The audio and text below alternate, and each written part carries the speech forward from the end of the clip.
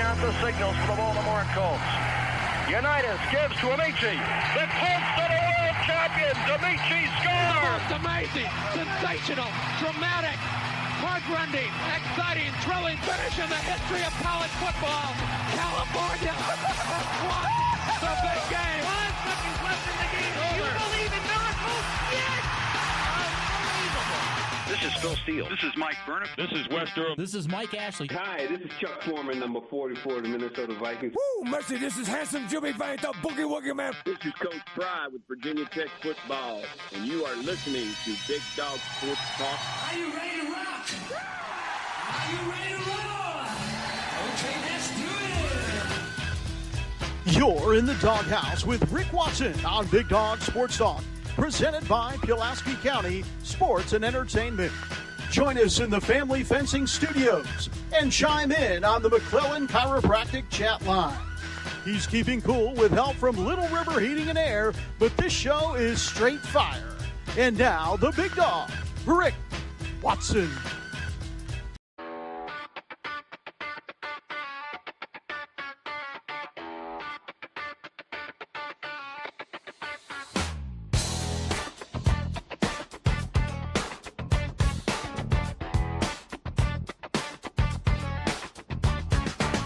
Rick Watson's got the mic, he's the big dog king. Cover sports so sharp, it's a New River thing. Virginia Tech fire, rapid pride too. Every stat, every play, he's bringing it to you. He's got that voice, deep as a valley, breaking it down, no dilly, no dally. Big dog sports talk, feel the bark.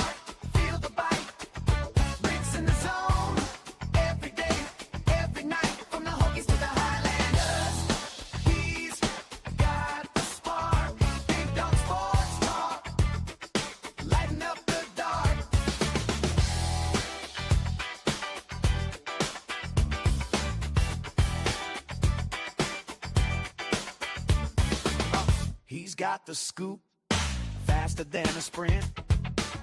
Calling plays like a coach, every word's a hint. From the courts to the fields, the stories unfold. Rick's play-by-play, worth its weight in gold. With a laugh and a growl, he'll pull you in. Big Dog's podcast. Hey, how are you? Good morning. Big Dog Sports. It's the Finally Friday edition because there's a logo up that says, hey, finally it's Friday, and it's actually Friday. Good morning.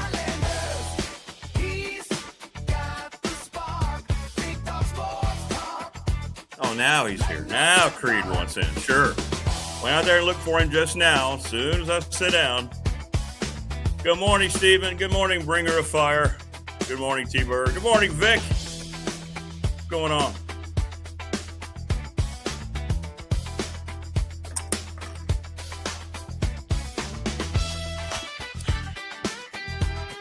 We got fun stuff on a Friday, man. Let me go get the animal. It's going to drive me crazy. Enjoy the song. I'll be right back.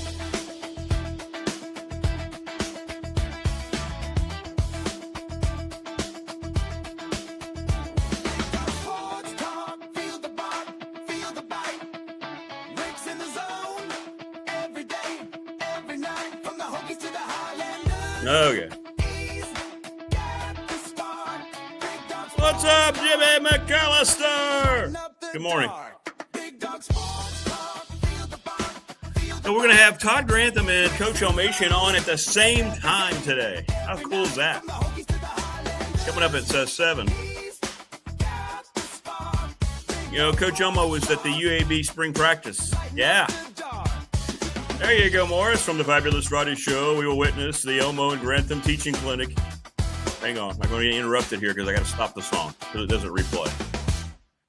Number one song in America right now, by the way. The number one song in America. Yet wordsmith Mike Ashley is too nice a guy to rag on Jen and be a saxophone cynic. BDST is live and online. Glad to see the openers are back on, Morris. So we got Elmo and Coach Grantham on at the same time. That's going to be fun. I'm just going to stay out of the way. Mike Ashley, the open mic. And then Jen, the Gamecock girl, once again, not playing her saxophone. I don't even know where she is this weekend. I feel like this is a travel weekend for her. And then we're going to get Jen and her buds in Vegas. Now, that's going to be fun. We're going to get visuals from Vegas. Now, we used to have the Jen Vegas phone calls when she was on the radio show, and that's not as much fun. But, boy, I tell you what, when we get visuals from Vegas, the very first time she was out in Vegas, they were still out partying. You could hear all the stuff in the back. It was great. So how everybody's doing here on the eve of James Franklin's first spring game. Weather's going to be great. Y'all let me know. So tomorrow, I'm going to ask a favor of all of you, the best audience in YouTube, on YouTube, within YouTube, dwelling inside YouTube, penetrating YouTube. Is it me, or is this all getting more sexual? Anyway, send me tomorrow, if you would. Will you send me updates if you're at the game on the professional door text line?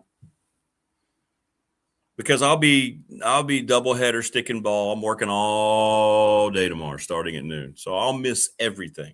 So I want to rely on you. I know Prometheus, you're going. Tebow, if you're here, you're going. Wayne, I don't know if Wayne's going. Anybody who goes, can you just let me know what you see so I can get a feel for it? Because I won't be able to go. Oh, we love Vic. Vic gets me caught up here. By the way, I was the host last night at our athletic awards banquet. I was outstanding. Tiger Woods fighting subpoena for prescription meds. Not surprised. Just want him to get better, man. The NCAA committee recommends football teams start earlier. I did see that. Good. No more week 0. I like that. Yeah, Creed, I hate to report this because it's not my favorite thing. It's nature.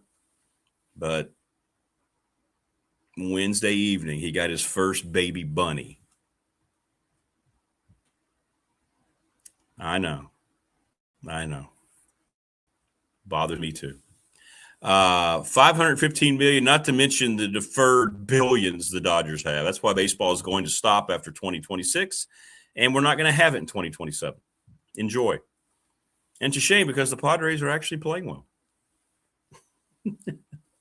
Scintillating. So anyway, hit me up tomorrow, everybody. Let me know. Jim McAllister, I'm sure he'll be at the spring game. Let me know. But we got a lot of good stuff going on today. That's going to be fun. Having Elmo and Grantham on at the same time. 7 o'clock. See how the week went. We'll see if Elmo still has a job. We'll see that. 391-0788, Tebow. 540-391-0788. Or you can message me, however you want to do it. I just like to keep up with the vibe and how the flow's going. The big thing I want to know is I want to make sure nobody's reporting anybody getting hurt. That's the big thing. What's going on, Reggie? Rick, everybody keeps talking about how the current college sports system is unsustainable. What event or circumstance will be the breaking point? Yes, cutting programs that affect Power 4 schools that are higher profile programs will be the first thing that sends a ripple. And the payroll situation is going to become something where without a cap, sooner or later, the schools are going to stop. They're going to have to.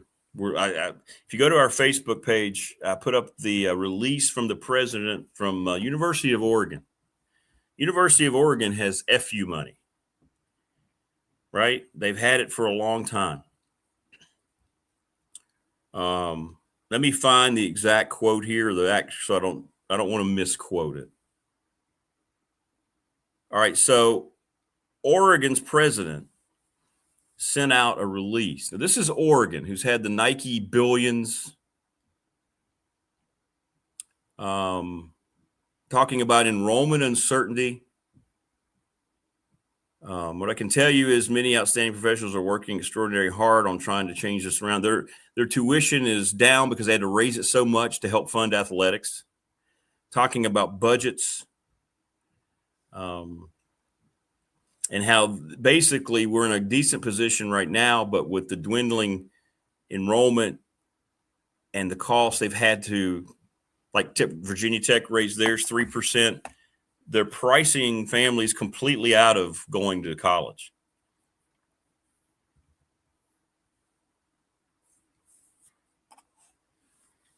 So things like that, at some point, common sense, Reggie, is going to come in.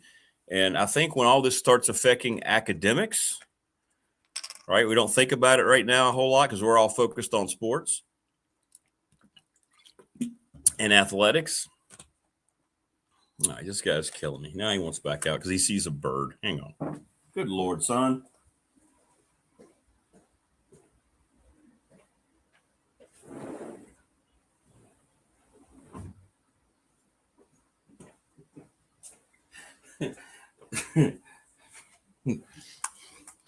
It's not a bad life. Ooh, bird. I want to go play. Bird, Dad, bird.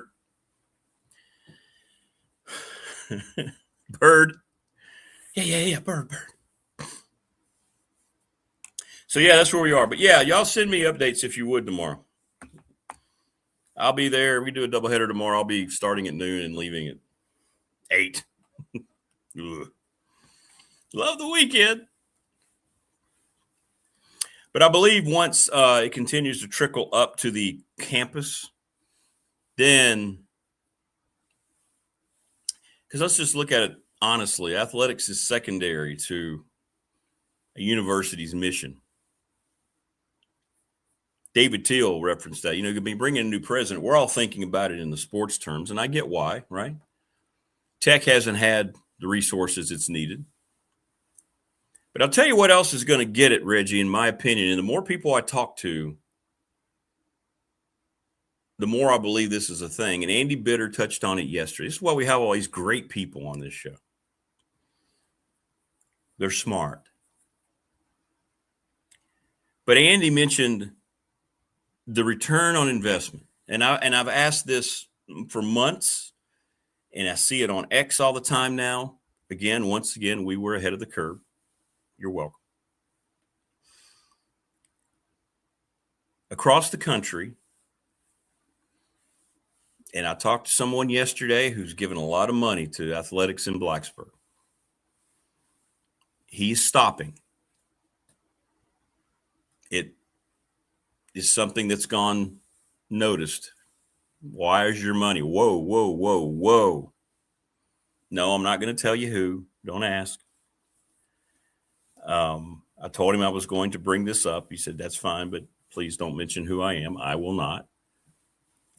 But this is someone who's donated 7 figures annually. And he's out. And he's out because of what Andy talked about. He goes, how much? And you know what did it? He didn't like the Monday messaging.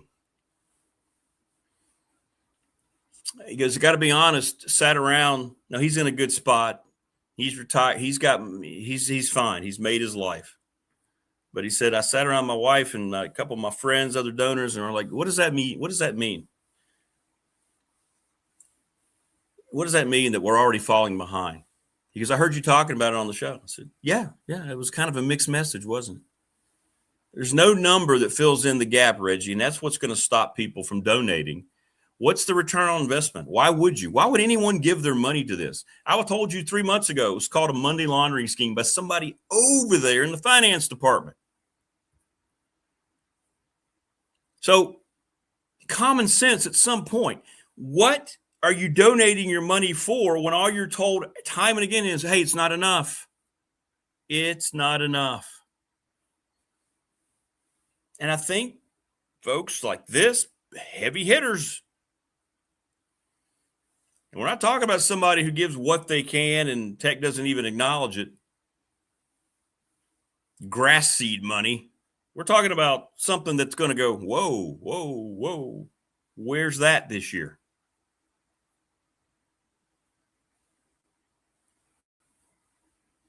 8 wins, 9 wins. Okay, what am I giving my money for? What does that mean to me now when I've done all this and I'm still being told we're already falling behind? We need more. Can you imagine? This is why it's called a money laundering scheme. Can you imagine just going around to anywhere and just saying, we need more. We have to have more. I've had to, I've constructed my sponsorship contracts with the folks who are our partners in a certain way. I know they have budgets. Can you imagine me just going up to them and saying, yeah, I appreciate you. Oh boy, there's a stupid bot. See ya. Going up to them and say, by the way, I just need more. I need more. I'm not going to tell you how much more. I'm going to leave it open-ended, but I'm already falling behind. It's a racket. This gentleman he's donated for 25 years. It's a racket.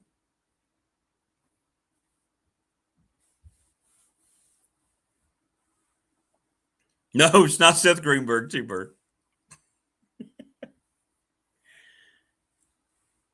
Yeah, the NBA's gambling thing. Yeah, it just now hits like 4 months later, 5 months later. Damon Jones, the first to plead guilty. Oh, that's right. It's Morris. It's Morris. That's sorry. I'm sorry, Morris. You told me that in confidence. No, it's not Morris. But I'll tell you one thing. It was a revealing conversation. And if he's asking himself that question, and if he's pulling his donation, there are going to be others to follow. Because you know what? People who are very wealthy, you know how they got wealthy? They just didn't spend their money flippantly. Yes, we had a record year to year. $52.5 million. Thank you so much. That's not enough. If you want Virginia Tech to be in a position to have success, I've already talked to coaches. We have fallen behind. So what Jay Pearson said did not help the cause.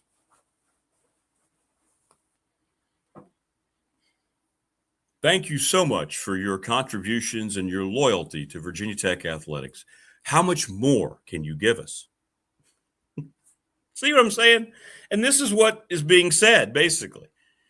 How much more do you need? Well, we don't have a number. We just need more. If you want that softball team to have a chance to host a super regional, we need more. If you want Tech football to have the most dynamic alternate black uniforms, we need more.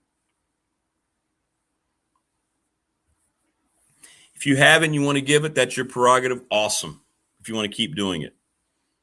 But this gentleman said it's been torturing him for the last 6 months, 8 months. He said 3-9 about did him in last year.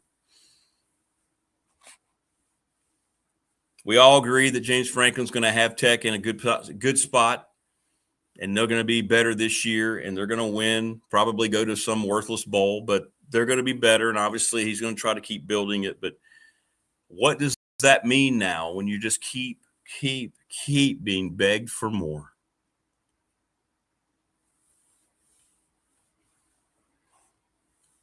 And I think that's the messaging that I don't think there's any self-awareness from folks like Jay Pearson to understand how that comes across. I'm never financially going to be in position to do what this gentleman has done ever to my institution, Radford. I mean, I would love to be able to help keep basic things going. We're just trying to keep basic things going to function as a department.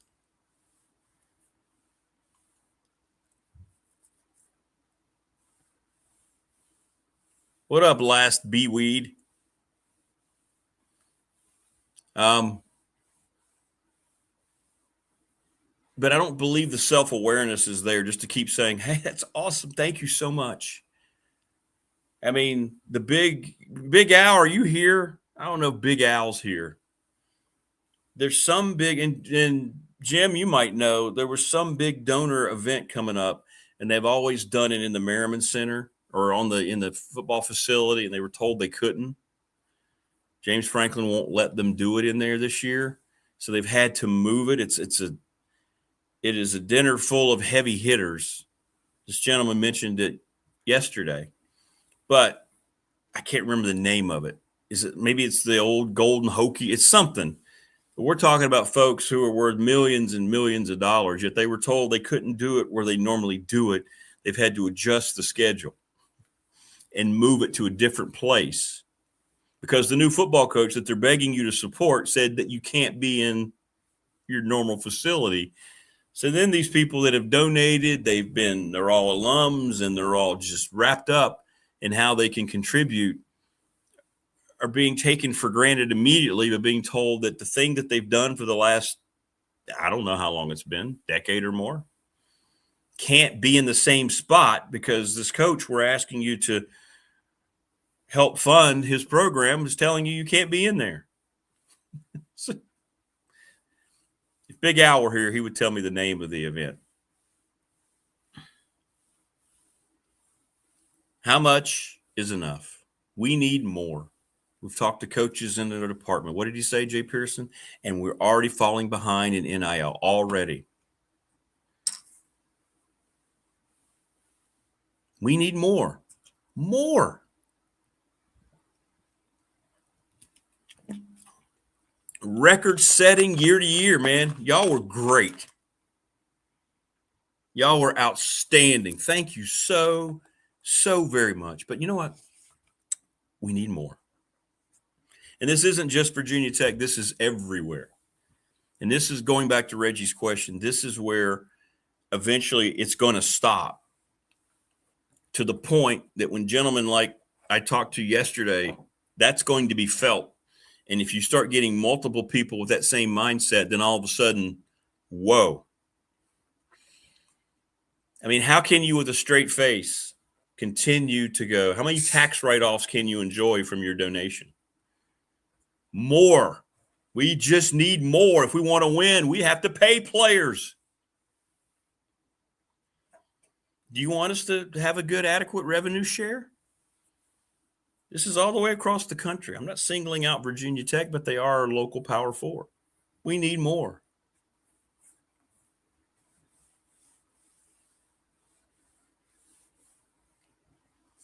Yeah, I think it was. I think it was too. Matter of fact, I've heard it was 3 coaches. I've heard it was 3 coaches. Mike Young, Megan Duffy, and Pete Demore. And the wrestling coach was on record too. So there's 4 coaches.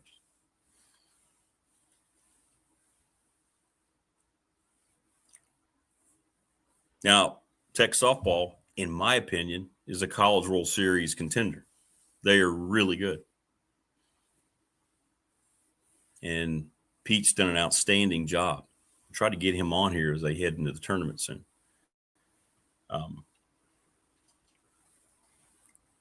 And if I can get him on, I'm going to talk to him about these things. I think it's important because your fans, you're going to support. You support as much as you can. You're going to be there. You know, you're not paying to go to the game, but you're paying to drive to the game. You're paying concessions when you're there because you care. And everybody taps into how much fans care. This goes back to all the stupid subscription streaming services, and let's just keep rising so much money, rising the cost and asking for so much more money from you because you're a sports fan. You're going to come back, right? That's exactly it, Prometheus, 100%, and they've been told that. And they understand the reality of it, but it's one thing to hear it, I think, that you're 100% correct. What's up, Brian? What's up, Biov? I thought that $250 million last year was going to last a little while. Yeah. Remember when I told you, I don't know, it was right after the turn of the year, I was told that about 80% of that money that came in was already accounted for, just in projects, things that they had to catch up on. So the 200 and whatever it was, 29 million, that's going to come in increments. Keep in mind, as David Till reminded me on Wednesday, this isn't just coming in all at once. That 229, and I guess when you throw in the 52, I don't know how all that's dispersed. Who knows? But that's coming in a 4-year, 4 divided into the 229. Uh-oh, that's math. So 30-some million? No, that's not right. See, don't ask me. Let me look it up. It's math. Not going to pretend that I'm good at it. So let's go 229 divided by 4. 57 million comes in a year from that. And 80% of it, this was 4 months ago, it's already accounted for. So I'm sure all that's pretty much gone now.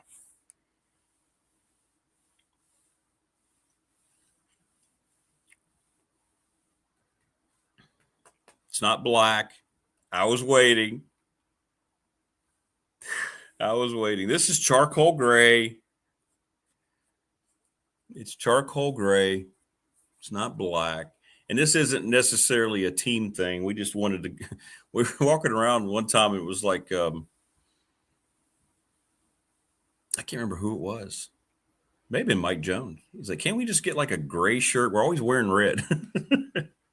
So then we got navy blue and then gray. It's a gray shirt. It's nice. I can get you, maybe I can hook you up, Morris. But it's a charcoal gray.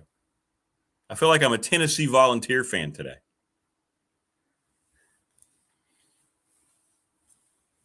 T-Bird says, under the state of things, football will never get ahead. I don't know. Maybe.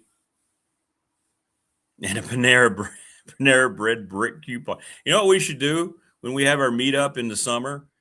Since the Super Bowl is right across the road, maybe we should just all go for Panera takeout. And let's see whose teeth survive as we bowl.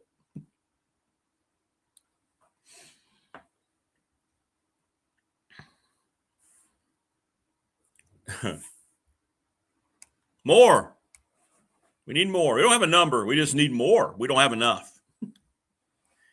Well, if I donate more, how's it going to be distributed? Well, let's not go crazy. Let's not fill you in on any specifics, okay?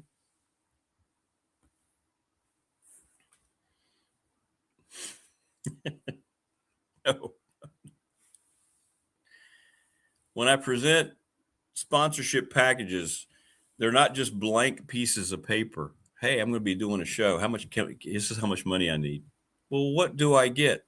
You'll just have to wait and find out. I feel like that's what's going on throughout college athletics right now across the country. Prometheus says, I saw an article talking about LSU spending this year and with the coach buyout Kiffin contract. Yeah, it was $500 exactly. For all their coaches they hired, I saw that too. I posted it on Facebook.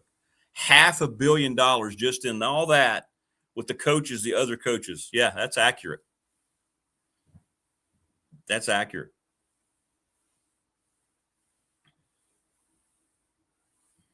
Ex-Alabama player involved in $20 million loan scam, Vic, involving impersonating NFL stars. Really? Wow.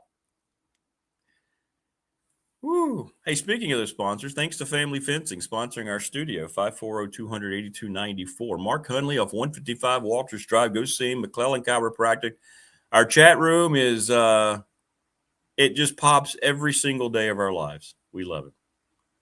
We love it. Oh, hang on. I got to read here, too. Not only is Pulaski County Sports Entertainment our presenting sponsor. Hang on here. I got a thing.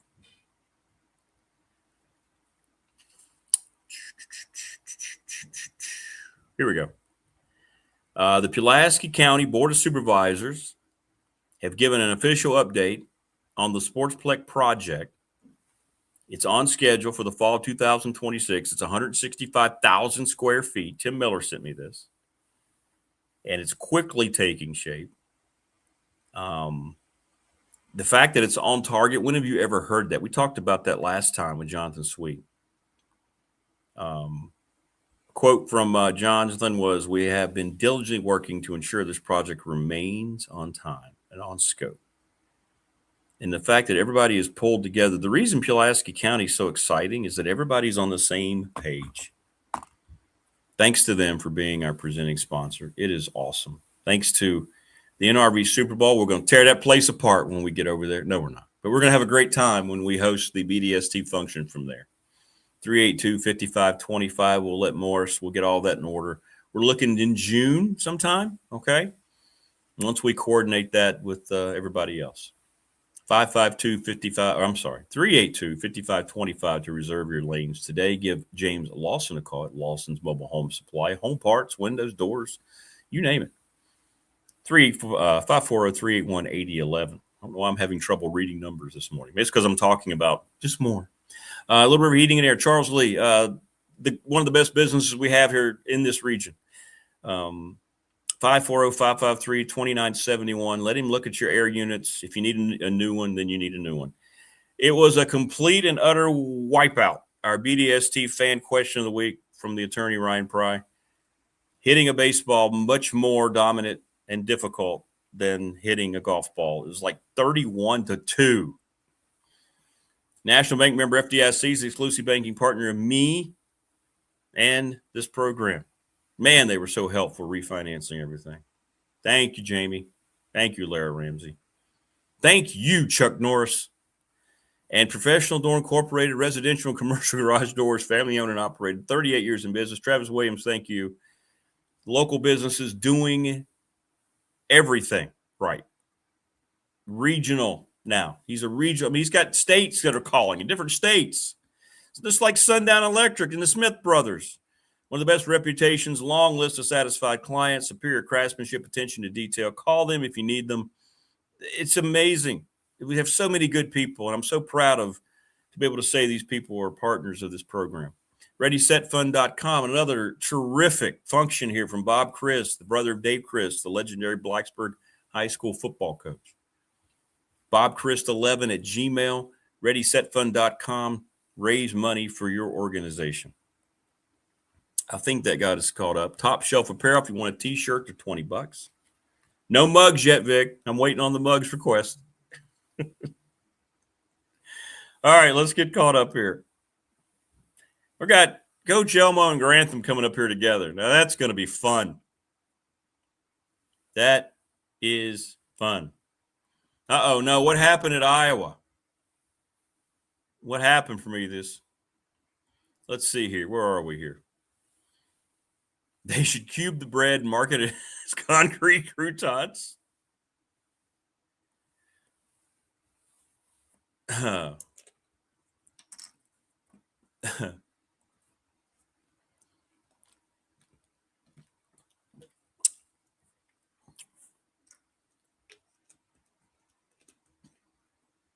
That's just like the math the federal government has been using for decades. It's going to crash and burn. Yes, it is.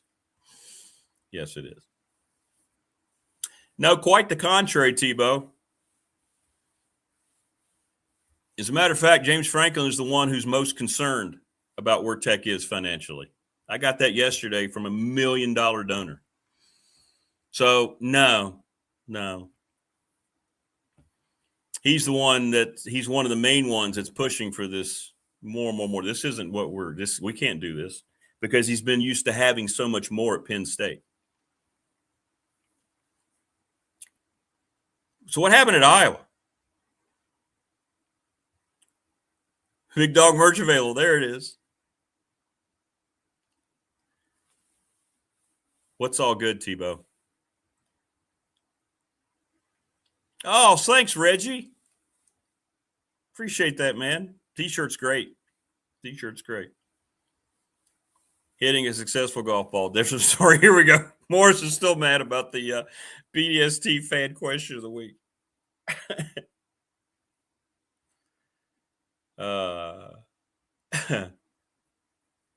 Oh, really? So, here we go. A recruiting violation. What did they try to say, or what did they say was a recruiting violation? Was it backdated? Maybe I should look this up. I always scoff at these now when everything is just full go. And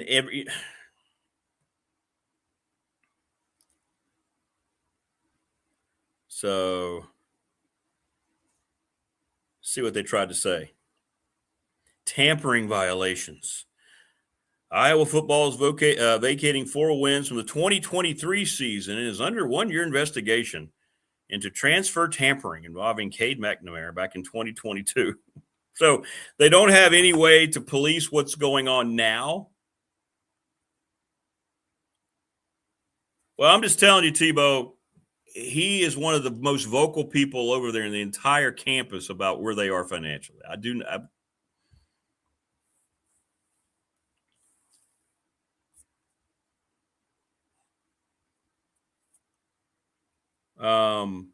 So isn't this interesting here, Prometheus?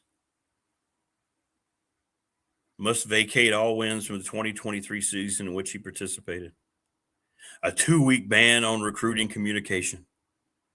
This is desperate. This is the NCAA. This is why they're just ass clowns. They have no power to do anything whatsoever.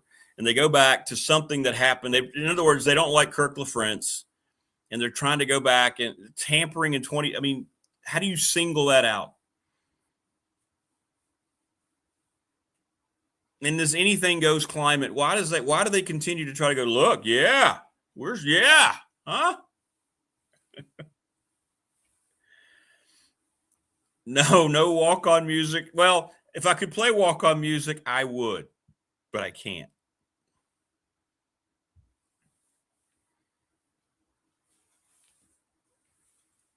That's right, Tebow. You know what? That's 100% correct. This is all entertainment, and the university's directive, it goes well beyond it, like David Till said. You're right. Absolutely. And that's where, again, that comes into the question. The gentleman told me yesterday. Because he's donated, he's not just donating in athletics, and that'll continue. But it's like the university's directive is not athletics based. That we forget that we're sports people. So that's how we've got our goggles on, man. But you're exactly right. It's about the university and what it's supposed to represent, the education. We don't hear that anymore in sports. That's why I laugh at this. Thanks for telling me about that, Prometheus. I was busy last night. Didn't get back from the banquet until after 9. But that's ridiculous. That's just laughable that they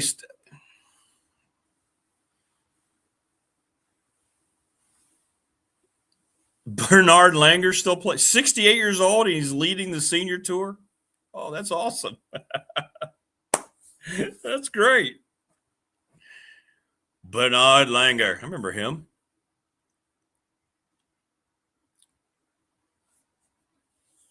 No, I think that's the dilemma for a lot of these folks too. I mean, athletics can push the directive of the university, and it can bring in a lot of students, and it can raise a lot of money, but all that money has to go back into it.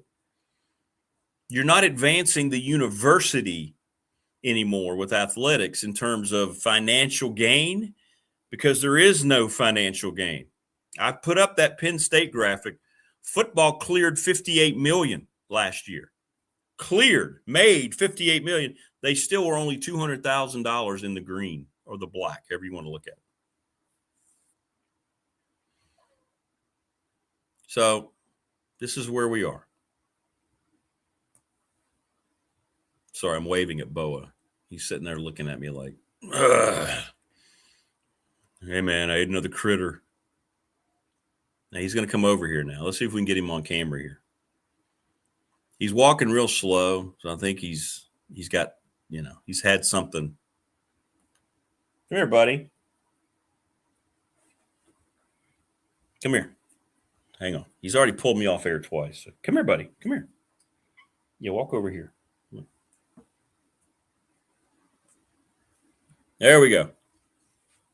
There's the mascot. There's my guy. Oh, I know. You're getting a chair. Here. There we go. That's the little guy that I rescued on the side of the road. That's the guy I rescued on the side of the road. He was thrown out in a bag with his brothers and sisters, and they were all run over.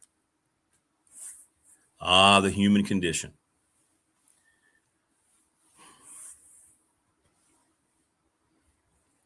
But yeah, it was interesting. It was enlightening. I learned a lot. Learned a lot yesterday. It tells us that when we have these conversations that we're having conversations that folks that are in a much different tax bracket are having. Probably more than you think. There's a lot of frustration about the AD situation. This gentleman was not surprised he'd been given info about Tim Sands. That didn't bother him. He knew that was going to come. But now you have to go out and figure out the other part of it.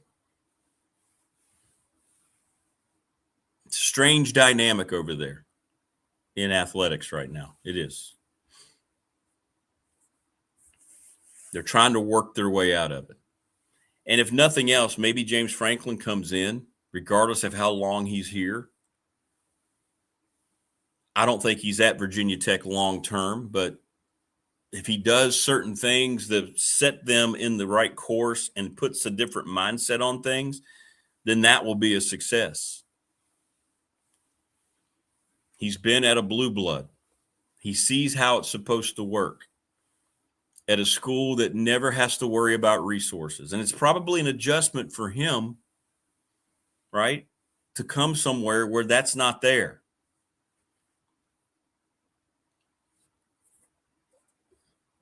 But Tech wanted him. He felt like this is a good place to be rehabilitated as a coach, and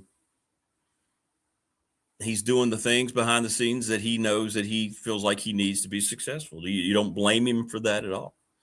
But is it realistic? I don't know. Yeah, I did see that. So Duke. They moved their spring game to 10 a.m. because they don't want to get too hot. I did see that. Now, I don't want any health people mad at me or anything, but it's football. What kind of a message are you sending to your fans if we're going to go through spring, we're going to get ready to go, and then we don't want to be hot, so we're going to play at 10. We're going to inconvenience everyone by playing at 10. I did see that.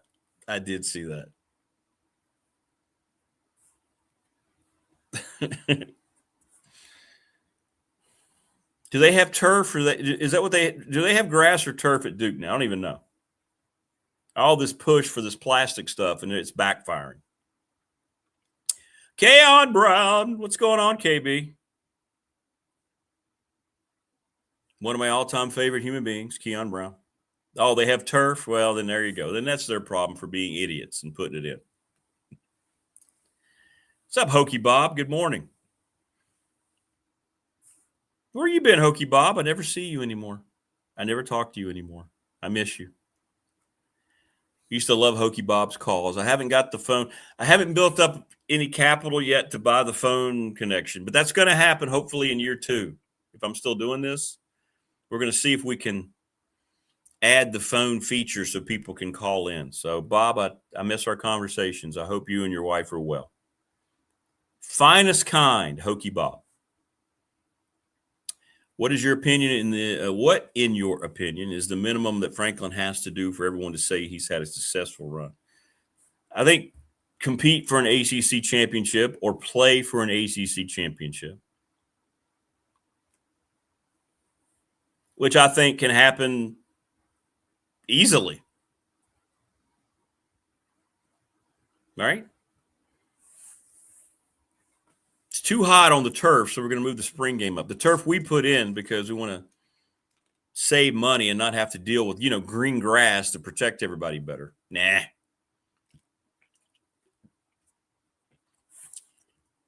Football needs grass. That's right. NFL teams have to watch. NFL players have to watch these stadiums they play in bring in a grass field to host soccer exhibitions. Yet they don't want to put grass in the stadium permanently for their own employees. Make it make sense. Because international soccer has a rule. We don't play on turf. We've done the studies. It's in players' contracts that they play on grass. That's how important it is. Yet here, let's build a new stadium. Let's put a damn roof on it. Let's make it plastic. Let's put those black pebbles under there again. That'll help. That'll be good. Yeah, Tebow, they don't want to be hot. They just play in the ACC title game, but they don't want to get hot.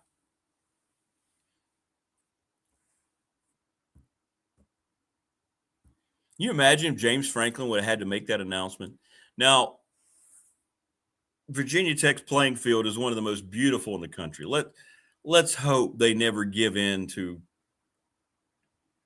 please never give in to putting in a turf field in Lane Stadium. Can you imagine Worsham Field being plastic? Oh, I hope that never happens.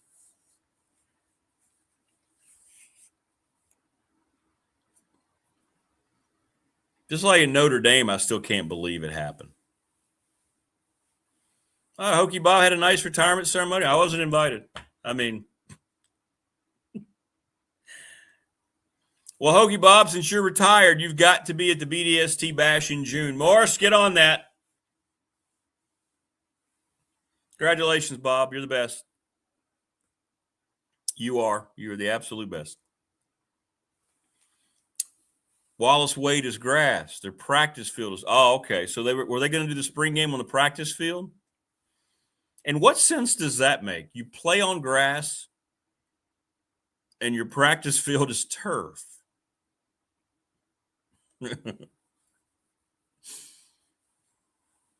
I guess same thing in, I guess most places are like that, though.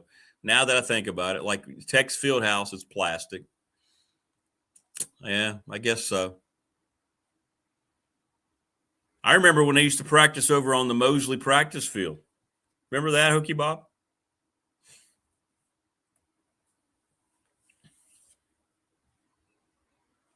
The good old days where you could just walk right up to practice. Hey, bud. Hey, Frank. How are you guys? Good to see you. You look great. Team looks great. You're in the top 10. You're in the top 10 in the country. And now you can't even walk by the Merriman Center without getting flogged. Yeah, you're right, Prometheus. Now that I think about that, the turf, yeah, I guess everybody's like that, I guess, indoors. I guess that makes more sense. You're right.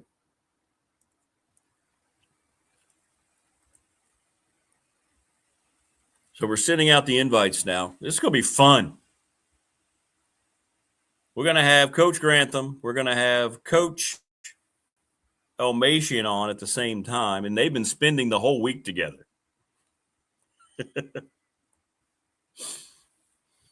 Then we've got Mike Ashley, and then we've got Jen.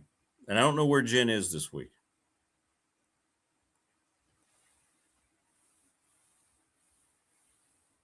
Yeah, exactly. Tech has the best system set up. The field is beautiful. They do. They have a whole turf grass research. You're exactly right. Don't touch perfection. There's nobody better in the country, in my opinion, than Tech's grounds crew. That field is immaculate, man. The absolute best. Worsham Field is by the way, Hokey Bob, do you know, are they going to put Mr. Worsham's name, or are they going to do something on the field this year for him since he just passed a little while ago? I hope so. Met him twice. Great, just a great dude. Great dude. It would be great too. It would have been great to tap into his mindset. He contributed so much of his wealth to Virginia Tech. He would have been a great guy to kind of get a nice bearing on how things are now after that thing came out Monday. We want more, just more.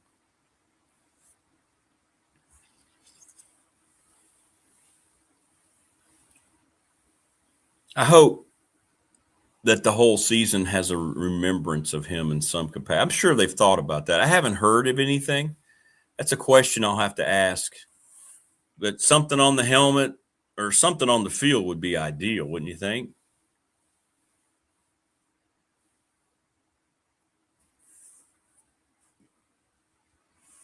I mean, the improvements they've made over there, and I've always loved Lane Stadium. Going younger, I thought it was really cool then. You're younger and you're just happy to be at a college football game. But I always thought it looked great how it was then. But all the improvements they've made, I think, have been home runs over at that stadium. I think it's a wonderful, wonderful venue. It really is. Like, you can't sit in Lane Stadium and not just feel good about being there. You just feel good about it. Beautiful place. Beautiful place. And on a sunny Saturday, like it's going to be tomorrow on that grass field, I hope they get a really big crowd there tomorrow. I hope they do. I hope they do.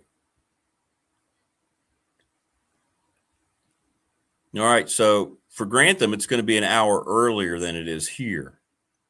I mean, who knows where this guy is? Coach Elmo has been all over. He's been traveling out of the country. I don't know where the hell are you, Coach? I have no clue. It's been 3 weeks. I mean, this is tape your ankles time. And of course, I'm not complaining. I've been so fortunate to be able to go out with, it was, the Coach Holtz funeral kicked it off. Yeah.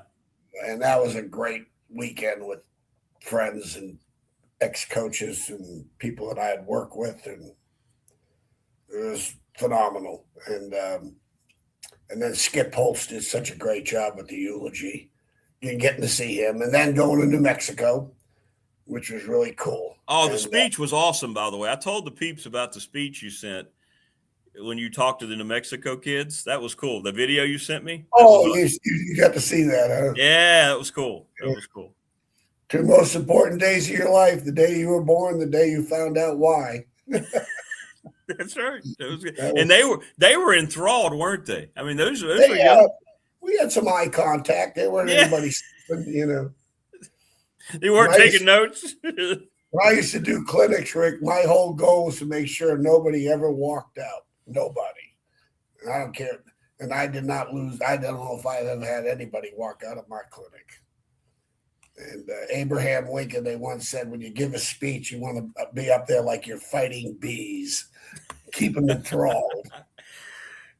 Well, that's kind of that. It's funny you say that's the mindset I have. Like doing things like last night when you're emceeing a ceremony, you want to keep it moving and you don't want it to become stagnant. So you try to keep that in mind because you don't want people going, oh, you want yeah, it's tough. It's not easy.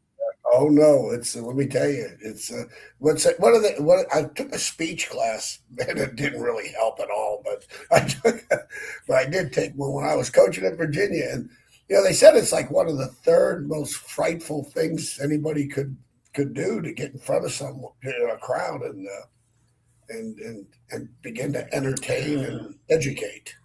Best advice I ever got from one of my advisors, because I had that too, and I knew I'd have to be doing this. Yeah, sure. But he said, here's what'll solve it for you. And it's not this whole thing about imagining people in their underwear. It's everybody who's watching you are just thankful they're not the ones that have to be up there. That's a good. And you know what? I'll take that into every event. Like last time, I'm in front of like 550 people, but you go, none of them want to be up here. Without a doubt. Without a doubt. Yeah. Or you got some people there going, what's this jackass doing up there? Yeah, exactly. Why do you bring this guy out? Yeah. Are they really paying this guy? Exactly. Loser. And then of course, went on the cruise and then capped it off with the visit to UAB. I'm in Augusta right now. Okay. Left a little later. It's kind of cool. I've never been here before. And, of course, the madness of last week, all the hospitality people are like, they're recovering from last week, staying in. And I didn't realize I never realized geographically how close Augusta. I mean, you go across the river and then you're in South Carolina, Yeah, you're right there.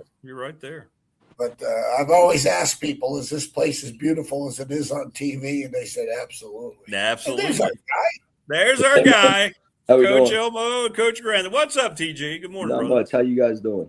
Doing good, man. Hey, let's Good. talk about the week, guys. How did it go down there in Birmingham? It was awesome. You know, Phil got here, let's see, Monday night, and we hung out. And then obviously we practiced on Tuesday. So I got to give him a list of guys that, you know, that he had looked at, and, you know, guys that I liked that maybe were here I didn't have to look at. So he kind of had a list, and he kind of could walk around and check them out. So he did that. And then he got to sit in our meetings. And then yesterday was an off day, but we had meetings and things like that. So he got to see some of that. And that was kind of the deal. He came back in on Thursday, which we practiced yesterday, but he left before practice to get on the road to get to Augusta.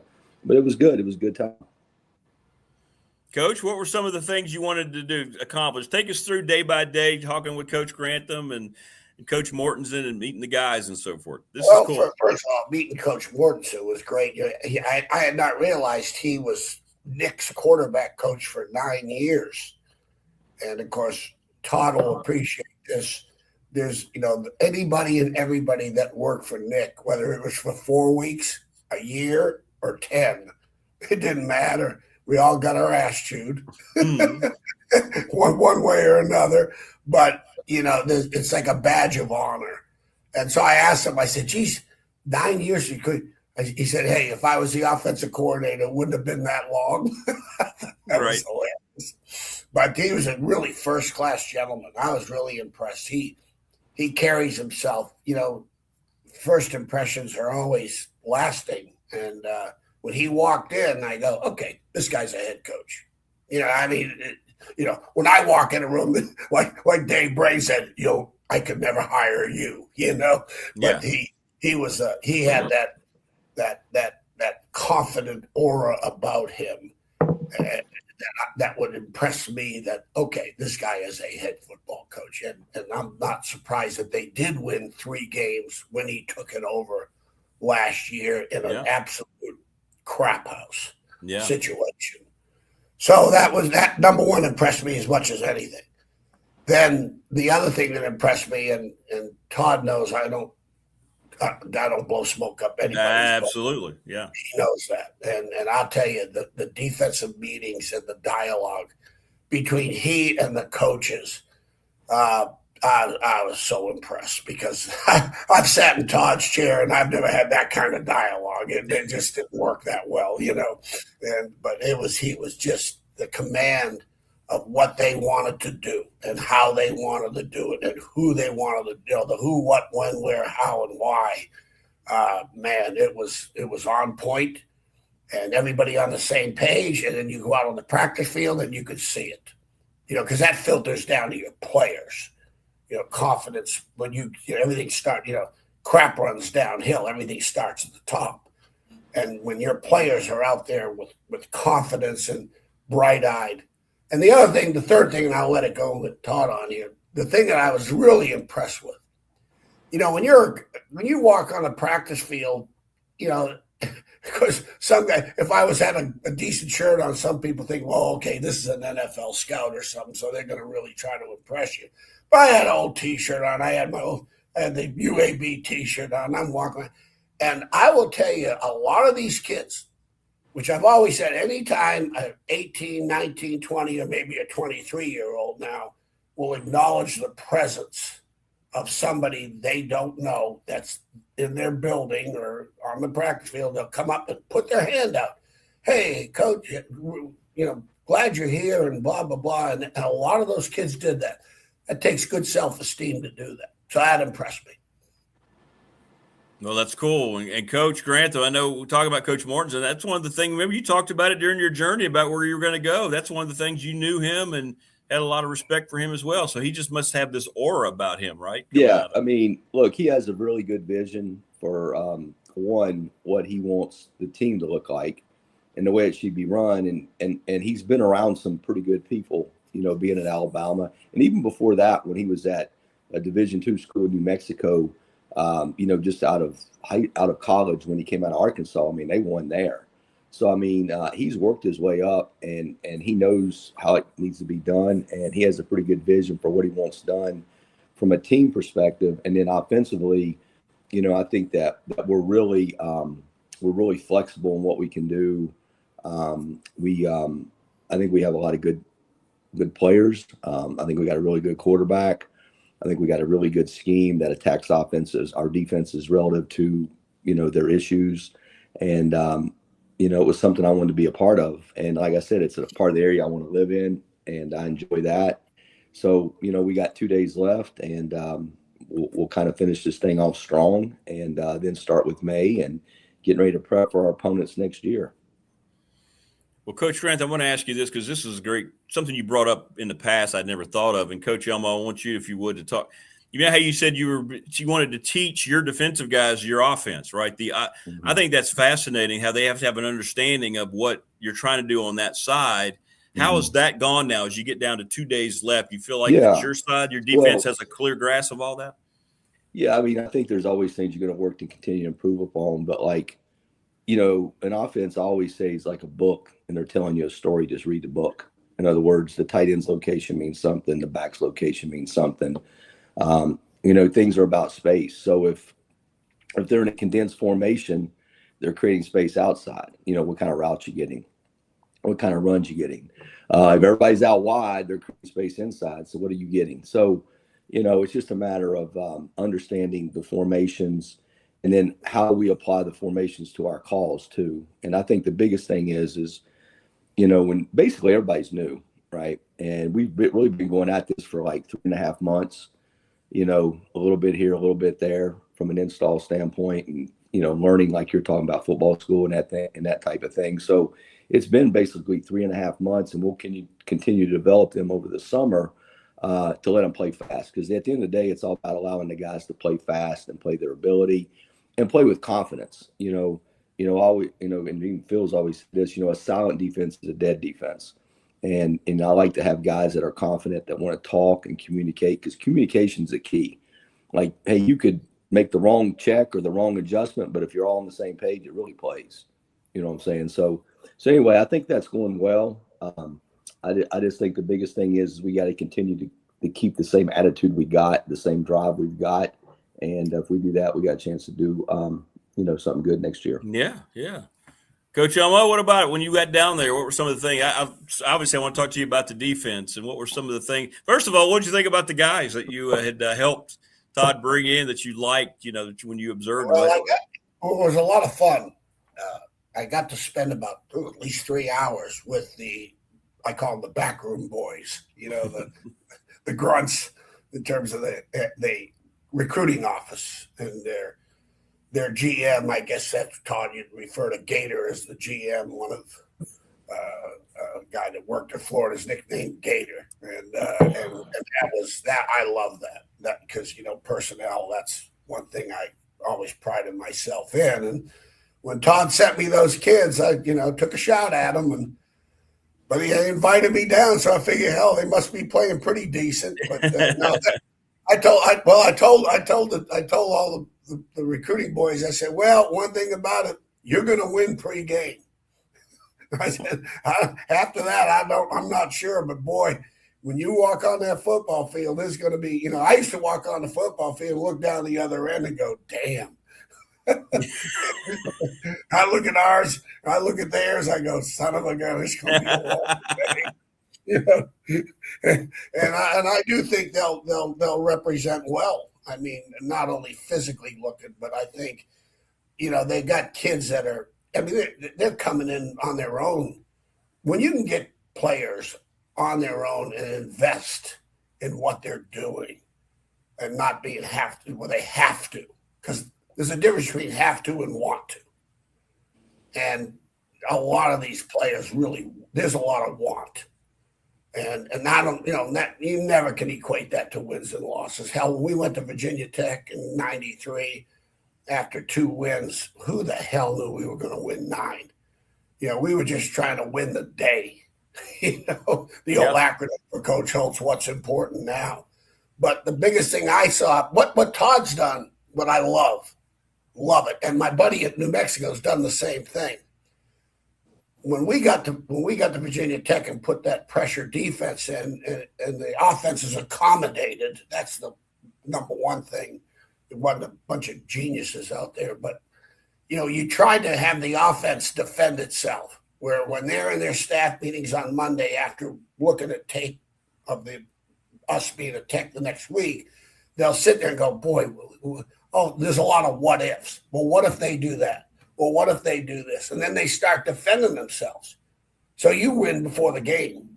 And I think with the spread offense coming in, I know particularly, the couple of years that East Carolina beat them, and all of a sudden the spread offense came in, and he had the great game against Ohio State playing the Bear, which Urban Meyer to this day, they had no clue how to block it. No clue. And beats number one Ohio State. But still, Virginia Tech struggled too in terms of the dominant defenses. They weren't dominant anymore. And that's what the spread offense did. What a matter of good coach, bad coach, couldn't coach anymore. Happened to me. I mean, I'm out of it, with the spread. And I think what Coach Grantham has done is taken that. We lost that. Now the what if went into the defensive room, and we started defending ourselves. The next thing you know, we're playing base quarters because of the speed and the hurry up and, no substitutions. And now you're as vanilla, and they get to go spin on their hands and have a great time. What they're doing defensively, I'll tell you, as I told Todd, I said, I would pity the graduate assistants trying to coach and assimilate what you're doing. That's going to be, they're going to be those GAs are going to get their ass chewed in practice just about every. So that's what I saw. How about that, Coach Grantham? You had a vision from day one, right? What you want it to look like as you get ready to culminate here in the spring game. And how about the progress of that? I mean, you have to be pretty pleased, with what you've seen. Yeah, I'm pleased. I think our guys have really brought in. I really love our players. They work hard. They work to compete.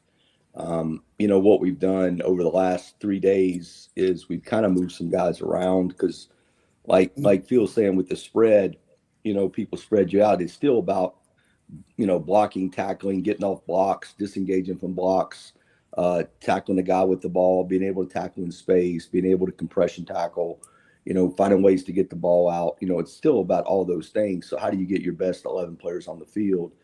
So we kind of took, the last few days and moved guys around that have multiple skill sets, with the idea that, okay, if this guy goes down, who's the next best guy in the game? So we really kind of went over and did an abbreviated install from the standpoint of we may have taken days 1 through 5 and combined them to make this install for, say, Tuesday. And then we took the next half of the installs and did those yesterday on Thursday with the idea that, okay, the players that are moving around are getting a taste of those positions. So that way, during the season, if something happens, we can get our next best guy in the game. And that's really what the focus was this week is finding ways to create depth with our players to allow us to get the best, 11 guys on the field relative to who we're seeing or what they're doing. And then getting back to you always want to be able to dictate things on your terms. You know what I'm saying? Like we want to be able to, we want to force the protection. Like if we know it's passed, we want to have the ability that we can we know what the protection is going to be based upon how we look. Okay. And if that's going to be the protection, here's what we're going to do. So anyway, those are the things and really it's also about trying to let the players understand that as well, because sometimes that confirmation may not come until they got the hand on the ball. Yeah. And when that happens, and then it's up to the players because you got to teach the players that because the mic goes off at 15 seconds. So therefore I can't talk to them anymore. Right. So 15 seconds, it's on the players. So we've got to be able to work to educate them. Like I said earlier, the offense is a book and they're trying to tell you a story. So you just got to look at the things that are important and they'll let that dictate what you want to do defensively in that particular situation. Coach Elmo, those guys look like other guys, going through, did you compare them in your mind thinking this looks like a team maybe I've either seen before or I've been around before? Oh, yeah. They look like our 83 East Carolina team. But I'll tell you that the defensive back, the length, like I'm sure this rubbed off on Coach Grantham with Nick. Nick, if you brought a 5'8", 5'9" corner up to him, he'd always bitch and piss him on. What am I going to do? Put them all in the Volkswagen and bring them over to the house? He wanted 6 foot, 6'1" corners, big long kids, and that's what they got. Matter of fact, I felt pretty good about myself because most of the kids that he sent me, and this was not just about me. If they took these kids just on my evaluation, they will get fired. Trust me. But but I did, of all the kids that I did get to look at least from the GM standpoint, we were spot on in terms of what they could do, what their assets were, what their liabilities were. Their secondaries got great length. Their fronts, a lot of good sized kids, as Nick would say, mass kicks ass, and they've got some big guys up front. But here's the beauty of it too. I could see why Todd took this job. When you're all said and done, I'm sure there were other opportunities, even for more money, particularly. But I could see, because today, being a defensive coordinator, you got to really, it is a team game. But I've always said this, Rick. Excuse me. Sorry. I really believe this. No, you look at Venables and how the effect on Clemson football as an example. Okay, he had a really positive effect on Clemson football, and it hasn't been the same since he's left. I've always believed this. Offensive coordinator can affect the offense, will affect the quarterback. I think it goes, that's as far as it goes. A defensive coordinator, I don't care if it's from Buddy Ryan to Todd Grantham and I'm going to throw myself into that category. You're going to affect the team. You have an effect on a team because of your attitudes and the what the game demands and requires, and everybody gets better, because like now they at UAB do a lot of good on good work, which is what you want. Keeps your injuries down. Better athletes, better body balance. No one's on the ground, so your percentage of injuries will diminish if you go good on good, and your best lineman against your best O-line versus D-line. You're going good on good. Hopefully they're good enough that when you get into the game, there's confidence. Example, when I was at Wisconsin, I had a corner, Jamar Fletcher, and then Mike Eccles. Fletcher was the Thorpe Award winner. He's All-American. Well, he went against Chris Chambers every day. Chris Chambers was a second, third round draft choice, played in the league for 10 years. And then we had Lee Evans. So my top two corners, the whole practice. I said, if they're not in, you're not in. Don't waste your time with the third and fourth guy. And so when we go into a game now, those guys go in with great confidence. My point being with Coach Morton is you can be a D coordinator if you're with a selfish offensive coordinator. That's all about him, his stats, and the next job, you're going to be fired. Period. UNC, Southern Cal, end of story. Okay? And Coach Mortensen, I'm sure with his influence of Coach Saban, every offensive coordinator that works for Nick gets rehabbed. They understand the total game and what defense really means and playing a team concept. I don't know if Todd will agree with that or not, but I know Jimbo Fisher was rehabbed because he was a 4-wide spread guy. The next thing you know, he's a 2-back offense at LSU and 2 tight ends, and we beat Mississippi State with 3 tight ends in the dang game, running the football.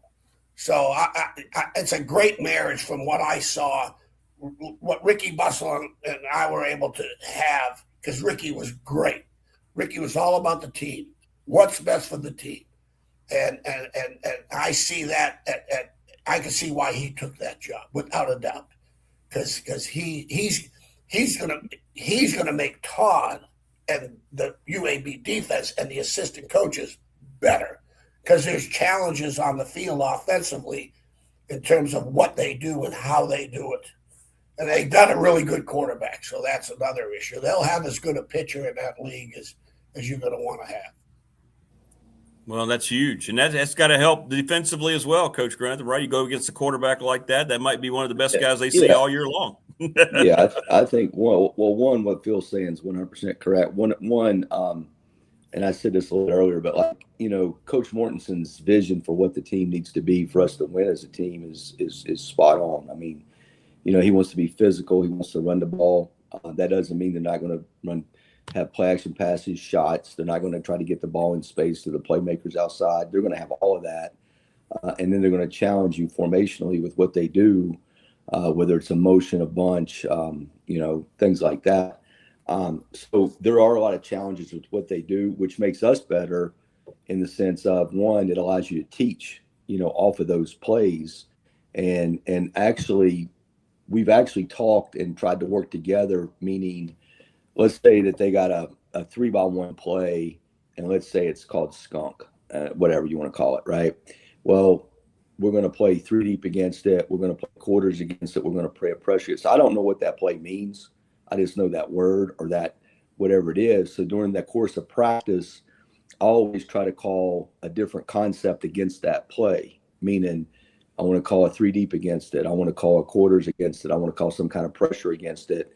So that way, one, we get to see the concept against the defense, conceptually. But for the quarterbacks, now they have their library of plays and they have their coverages to see how they need to attack it or what it looks like. So I think that's the part of it that marries together, is to making sure that you're working together to give everybody the looks they need to see and, go from there. But I will say this, Coach Mortensen's vision for what we want to do is spot on.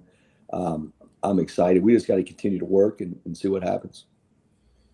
Coach Grantham, a question here from Prometheus. He says, do you use the Mike linebacker for the green dot helmet for communications, or is that with the safety? Yeah. So basically, I'm more of an NFL guy on that.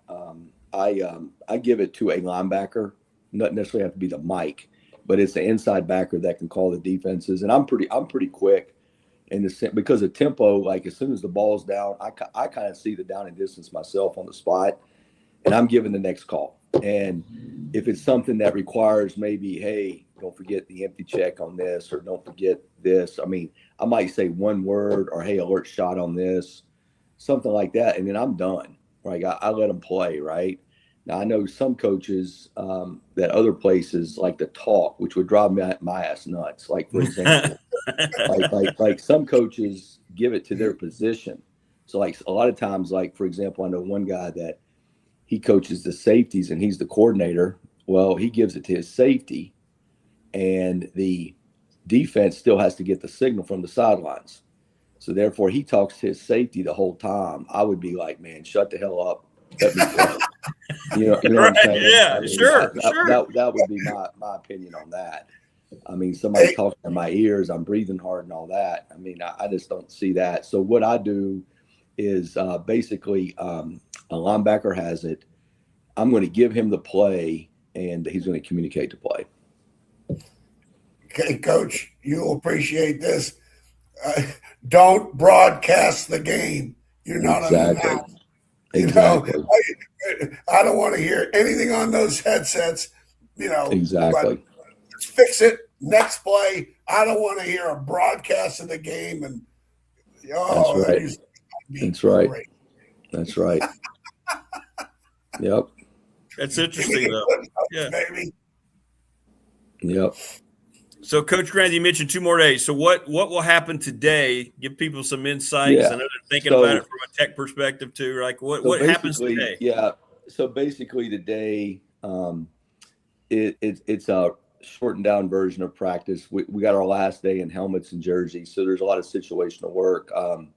We'll do a fastball period, which means that they're going to go really, really fast for us, tempo type stuff. Then we'll have a run emphasis period. And then after that, we'll kind of go situationally. We'll have first down, third down type stuff. We'll move into the red zone, do a low red zone deal. And then we'll do a 2-minute. And the day the situation is they need a field goal, but it's a shortened down version. Like they only got to get like 18 yards to get in field goal range for the kick line. And then we'll take the last 14 minutes of practice and do last plays. Like, hey, last play from the -20, they can't throw it to the end zone. What are you going to do? Last play from the 50, last play from the 37, last play from the 20. We'll do those. Then we'll come back and we'll do they got to get like 7 yards for a field goal. There's 7 seconds left, no timeouts. They got to get a field goal, from that perspective. There's 15 seconds left. There's no timeouts. They got shot for 2 plays. So how you going to defend that? So we'll do all that stuff because, you get into one possession games, those things matter. And, being in the National Football League, every game's a one possession game. But, that's the way Nick coached too, from a standpoint of, being ready for all the situations that came up. So we'll do all of those situations. And the reason we do them is because as soon as we say it, the players kind of know what you're going to call. You know what I mean? So as soon as they know, hey, they need a field goal, there's 1 play left before a field goal, what's the call? Well, they already know what I'm going to call because we practice. So we go through that. For us, it's called victory, last play, jump ball. They already know how we're going to play it. So anyway, by doing it now, we've done a few of the situations earlier. We're going to do them all today, and then we'll obviously do them again, in August and everything.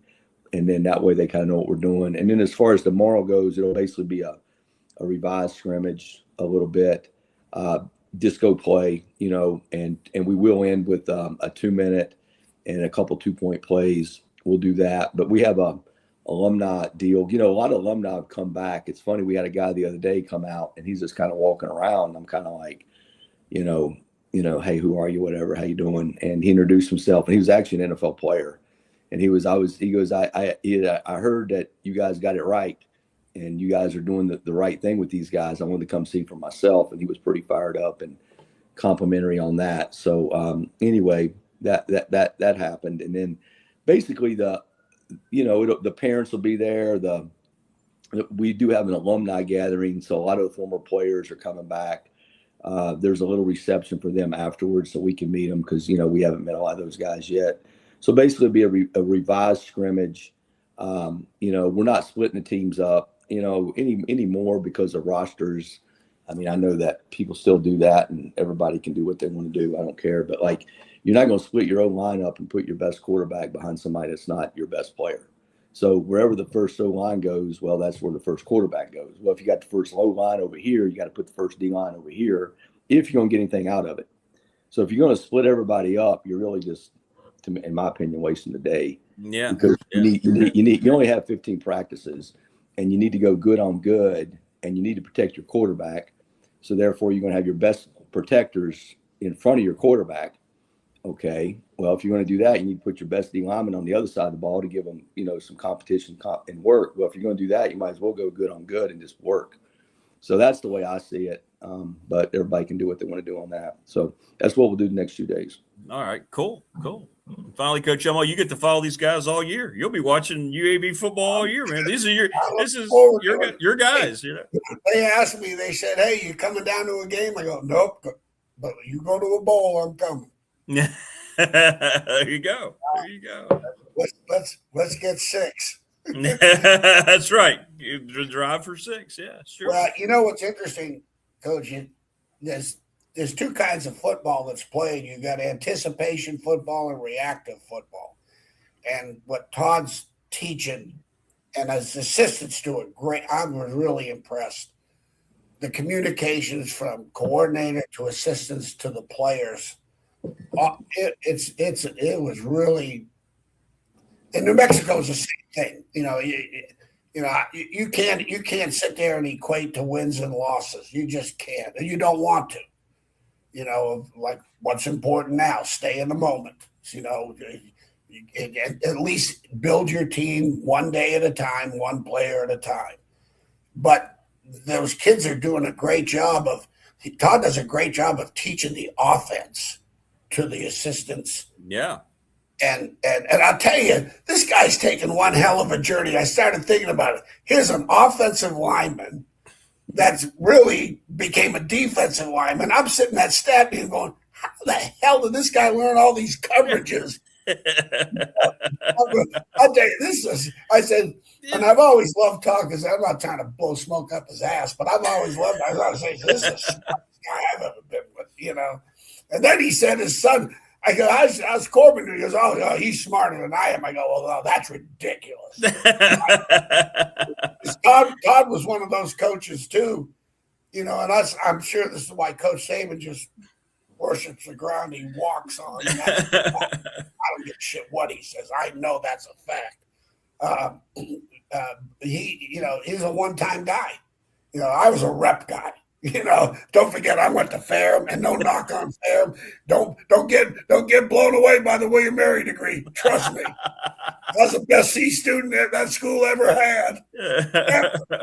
That's Jefferson and Washington included. It was a great experience, and I was so grateful that he would have me involved and trust my, at least my eyes on what I was seeing with these kids. And I would say most of the kids that, particularly whether it's DB, linebacker, D-line, DN, most of the kids that I had, because Todd asked me to rank them, and most of the kids that I would rank in the top 3 are in the 2 deep somewhere in those positions. So that's, that's a good thing. No, I'm not surprised. The guy never came off the field. We used to marvel. I was sitting there, it was a little sophomore watching Todd Grantham. We'd all sit around. Number 53, he doesn't come off the field. He's out there for offense. He's out there for special teams. He just runs down to the other end. I mean, I'm like, how does he do that? Well, I've always said, the best thing about hiring a D-line coach is if they've played offensive line. If they were offensive linemen, those guys make the best D-line coaches. They really do. Because really, teaching the fundamentals of the game, which is important, blocking and tackling and all that stuff. But really, you really teach an offense to your defensive players so they can get that. Like Todd said, before the ball snapped, here's your book. It's right there. Here's your Cliff Notes. It's right in front of you. But then you got to anticipate the play, but then trust your keys. Then you got to trust your keys, because sometimes what you think they're going to do, they don't have to do it, or they're not going to do it. But I want to thank you, Todd, for having me down. Yeah, man. Hope absolutely. Always good. Always good. It's great. It's great. Good John, deal. before we let you go, man, I talked about this earlier. Peeps are interested because I said I got to ask Grantham. You remember our lunches at Pulaski County High School? I remember the Olive Carte line. I remember. Yeah, the Olive Carte line. Country style steak. That was my day. Country style steak day. What was your favorite? What was your favorite thing for lunch? I think it may have been the pizza day, man. I think I talked about the pizza guy. I know. Yeah. Pizza was good, wasn't it? Yeah, because you got an extra piece for a nickel or something like that. Exactly an extra slice for a nickel. It was good. It was. I know people say I was talking about the food. They thought we all of a sudden we went to this private school. I said, no, we went to Pulaski County. We had good lunches. We did. Yeah, we did. Well, guys, thanks a lot, Coach Elmo. Be safe in your travels. And Tom, I'm excited as hell if you're back on your normal schedule next week to see how it went this weekend, man. Good deal. Y'all take care. Drive safe. Thanks, Phil. brother. See you. Have a great final 2 days, Coach. Appreciate you. Bud. See you. All right, brother. There you go. Take care. All right, Coach. Thank you, brother. We appreciate You're you, welcome. man. Yeah. You're welcome. All right, there you go. Coach Elmo and Todd Grantham. How good was that? How good was that? Learned so much. Just sitting there listening to both. You grow up around it. I've always thought, hey, I know something about football. I mean, that takes you inside all this stuff. And when you're there tomorrow, it'll help you when you I think it'll help you when you're watching James Franklin's first team. Now, we had Spaghetti Morris. It never stood out.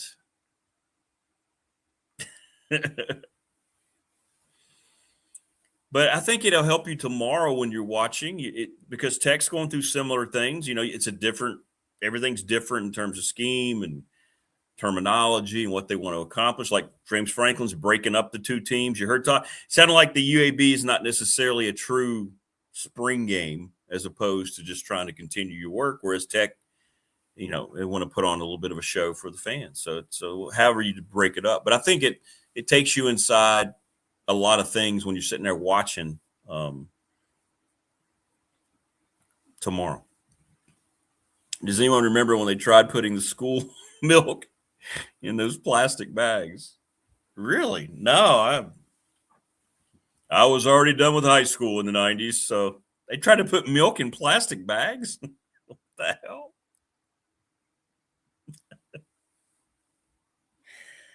I had a hunch Grantham was going to bring up the pizza. Pizza was good. It was. It wasn't country style steak day, but it was good. Mike Ashley's going to join us, the open mic. And then Jen, the Gamecock girl, will join us as well here on this Friday. That's low. That's fun. Thank you. People on the Professional Door text line. That's so awesome. You can listen to those guys all day. Yeah, it's cool, man. That's cool. Coach Elmo being down there for 3 days, seeing the guys he helped bring in. It's got to just be a great feeling. It's got to be a great, great feeling, man. Great, great feeling. I mean, it was awesome.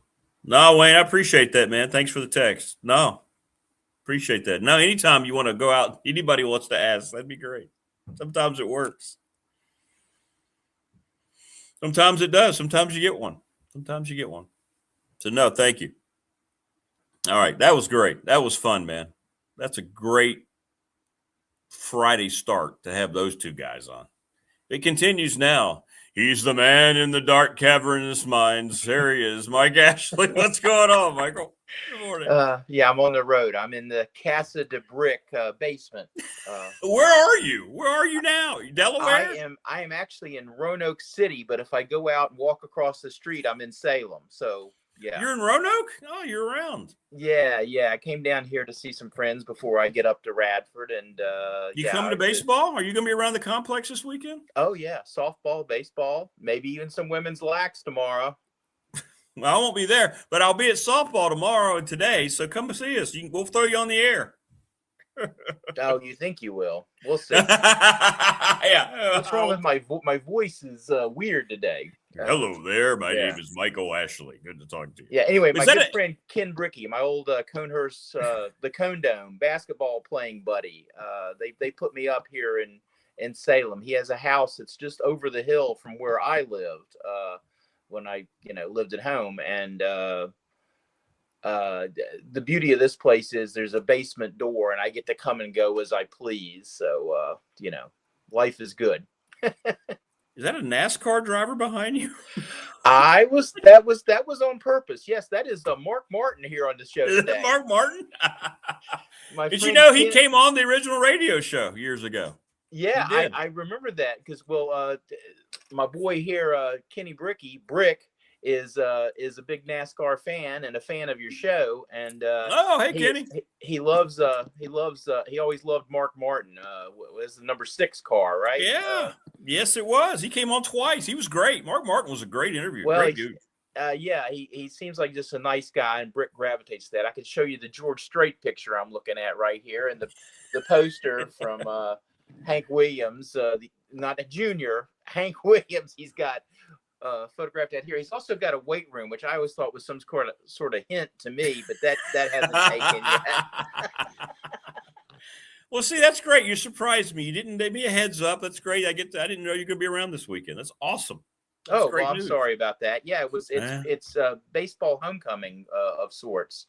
So you got the whole Hee Haw gang, DVP, the skipper, Mike Shipley, I know are coming. I assume Rob Amos and a bunch of guys from those early 90 teams. They always damn drunks stick together. Yeah, but a lot of really good guys. I really look forward to hanging out. Great dudes. Yeah. Well, we had our awards banquet last night. The baseball team won a lot. They've been through a lot, and those are great dudes. You're going to love – I don't know how many of those guys you met. You're going to love hanging around those guys. Great dudes. I have thanks to Coach Guerra, I have had a chance to interact with the players a little bit the last 2 years, and I tell you what, they just they make everything I'm proud about 100%. They're a Radford student athlete, absolutely. Those guys represent full tilt 100%. Yeah, and everything they've gone through. Yeah, but they're not the only ones. Thanks to Coach Beeler, I've been around the women's golf program, the defending Big South champions, and feel the same way about them. And I am really anxious to see the softball program. I've heard so many good things. Yeah. I know they're not having the kind of year they may be expected, but I'm really anxious to see them play. Well, when you come to the press box, go all the way to the right, walk through, and I'm in the room, and just come on by. That'll be great. How big is the softball press box? Are you guys hosting the Olympics one year? What's going on? No, not quite that big, but it's good. You'll like it. It's big enough. It's big enough. There are those still around the New River Valley who may remember when baseball started and we played our first home games, and there was no press box for baseball. And I went to that door adjacent to the bathroom door in front of that control building. And I would open the door and sit in there. It was heated, and keep the score. Now, there was no scoreboard, so you'd come out and shout the score every now and then between innings. But, 5-2. It's 5-2. Yeah, and then we then we had that great game with Virginia Tech, 3-2. Phil Leftwich against who was the kid Williams that played for the Phillies. So two guys headed to the major leagues were pitching against each other. Radford got 3 hit, but the 3 hits were all solo home runs, including Travis Morgan's leadoff in the 11th to win the thing. The shot heard around the New River Valley. And we upped our game that day with concessions, and they had everybody out there, and we stole the scoreboard from soccer. If you ever tried to keep baseball score on a soccer scoreboard without winning, it just didn't feel right, but Ron Downs ultimately got all that fixed for us down there. Hey, before we get into open mic, Raymond says, hey, Mike, in case people don't know, can you tell the story of the Highlanders' first uniforms? You've told it before, but go ahead. What had to happen for Radford to have uniforms on the baseball team? Thanks, Raymond. Right. Well, first you got to know that Tommy Bell was instrumental in helping start baseball there. He later went on to become an athletic director at some other schools. I think the Salukis. No, not the Salukis. The Mammoths. Southern Illinois? Oh, no. Okay. Yeah, okay. The Mammoths. He was there. But anyway, he was at Radford, and he was our trainer. He was also a student trainer at Virginia Tech on the NIT championship team. So Tommy was well versed in athletics, and he wanted to get baseball started at Radford as much as anybody. In the off season, he was a trainer in the Philadelphia Phillies organization. So when baseball started, one of his first things was to get us those uniforms to the Phillies, the white pinstripes, which sort of were our colors. Only they had a P on the front of the uniform, and it was one of the players' mothers over in Christiansburg who sewed a thing on that to make it an R on the uniforms, and that's where those uniforms came from. Now there are only photos of that I can remember taken by the players themselves down on the field. And those are some great photos. If you find somebody that's got some of those, and there might be some of those guys around this weekend, and I hope they bring those photos, because it really was something. I mean, you had guys wearing Mike Luzinski's pants and, Mike Schmidt's jersey. I love that. Oh, yeah. How about that? And I love that. I don't think, did we ever have green at all? Did we have the full tartan at all represented in baseball over the year? You were there. I don't remember green in baseball. Did we? No, never in baseball. And back then, that was more of a coach's personal preference thing. The reason they narrowed us back down to just red and white and maybe blue and white was because one of the lacrosse coaches and volleyball coaches went wild, and we had these bright green, and we had some pretty unusual uniforms. As far as the color scheme. Now, the basketball uniforms when I got there were the best, because they hid that really dark forest green in the trim of the uniforms down the side. So it almost from a distance looked black, but the Highlanders in cursive across there, you and I are both old school uniform guys. That was a classic. Now, we've had some great ones since then, but for me, that's kind of hard to beat as far as carrying what we were all about in terms of a jersey and all the school colors. Because the tartan, the McFarland plaid, is an official registered tartan in Scotland, and it is Radford's. So right. A lot of people don't realize that. And I got a lot of mileage from some of our NCAA trips, because in my game notes I always include up high, because I knew announcers would eat it up. I said Radford leads the nation in school colors. Hell. Red, blue, green, and white. If you count the gray unis in baseball, there's another one. But I'm saying, and every year, some poor student had to look through the NCAA book that lists everything at every school. You know, people, the staffs, and nicknames and all that, and double check to make sure no one was saying they had 5 school colors, or that Radford had. You know, we were still. There were, at the last I remember, there were 32 teams that claimed 4 school colors, and Radford was always one of them. No, I would welcome it back in a heartbeat, and just put official school colors, tartan plaid. That would be great, just to have the ambiguity there. Oh, that would be awesome. And then my bumper sticker sells. Glad to be plaid. Glad to be plaid. But you're right. The red, the green, the way we're missing out. We're missing out by not having the green. Well, there were some people that were high up in the administration that didn't like they said, well, what color do we wear to games? You know, pick one. That's great. Yeah. Yeah, it doesn't matter. We got all of them, but and the funny thing is, one of the best days ever in the Dedman Center was that Carleek Jones game, the Big South Championship, because Liberty was wearing red and we were wearing red, so the place was just, you know, dread the red. It was packed with red, and you know, then there was the shot that sent us to the NCAA tournament. And you and I think we embraced for an hour after that shot went through. Yes, I think the producer told us to get a room. Yeah, I think they thought, well, those guys are dating. Okay. Matter of fact, somebody asked me earlier this week, and I didn't have it set up in the studio, but I played it off the phone and showed the shot in the call of Carleek. So yeah, great. Post that more. Wait, I need that. That is such a great thing to get your spirits going. It does, man. It reminds you of the way things used to be. I wish there was more video. The Roz Gross shot at the buzzer that won the women's championship one year. The Kevin Robinson's stick back of the half hook after Chibi Johnson with the greatest missed shot in school history. Yeah.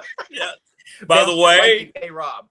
And we wore blue and green in that title game in '98. Yes, that was a Ron Bradley thing, and it was those uniforms were sharp. They were sharp, but you and I probably agree the worst thing you could do is do a color scheme where the numbers are hidden, particularly now that press boxes, and the broadcast area is so far away from the floor sometimes, and my eyes aren't what they used to be. Yeah, I need that for the other team. I sort of know the Highlanders usually. You know how cool a green jersey would be on the baseball team with like a blue cap. Oh man, I'm thinking about, and you're being a Reds fan all the years they did the St. Patrick's Day, the green Reds uniform with the green hat and all that. Remember, they started that back in the day during spring training. You guys used to wear the green on St. Patty's Day. Why don't we just get black, Rick? Why don't we wear black? No, we're not doing black. I see Morris. Morris knows my feelings on that. So, no, Morris. Black's not a tartan color. No. Yeah. No. All right, I'm sorry. We've been talking about uniform colors. What about open mic this week for Mike Ashley? Okay. All right. Well, this is a little off the beaten path here, I guess. Well, that's okay. This isn't the open mic I wanted to be doing today, but here we are. I lost a childhood friend this week, suddenly taken to the hospital on Tuesday, lost to kidney failure Wednesday. I hadn't seen her in years, but we had communicated some, and I always thought we'd get together for a lunch or a ball game or on the steps of the old neighborhood elementary school where we used to talk into the night and then hurry home to avoid parental wrath. That was our biggest worry back then. And now, well, this is the typical too late to lament.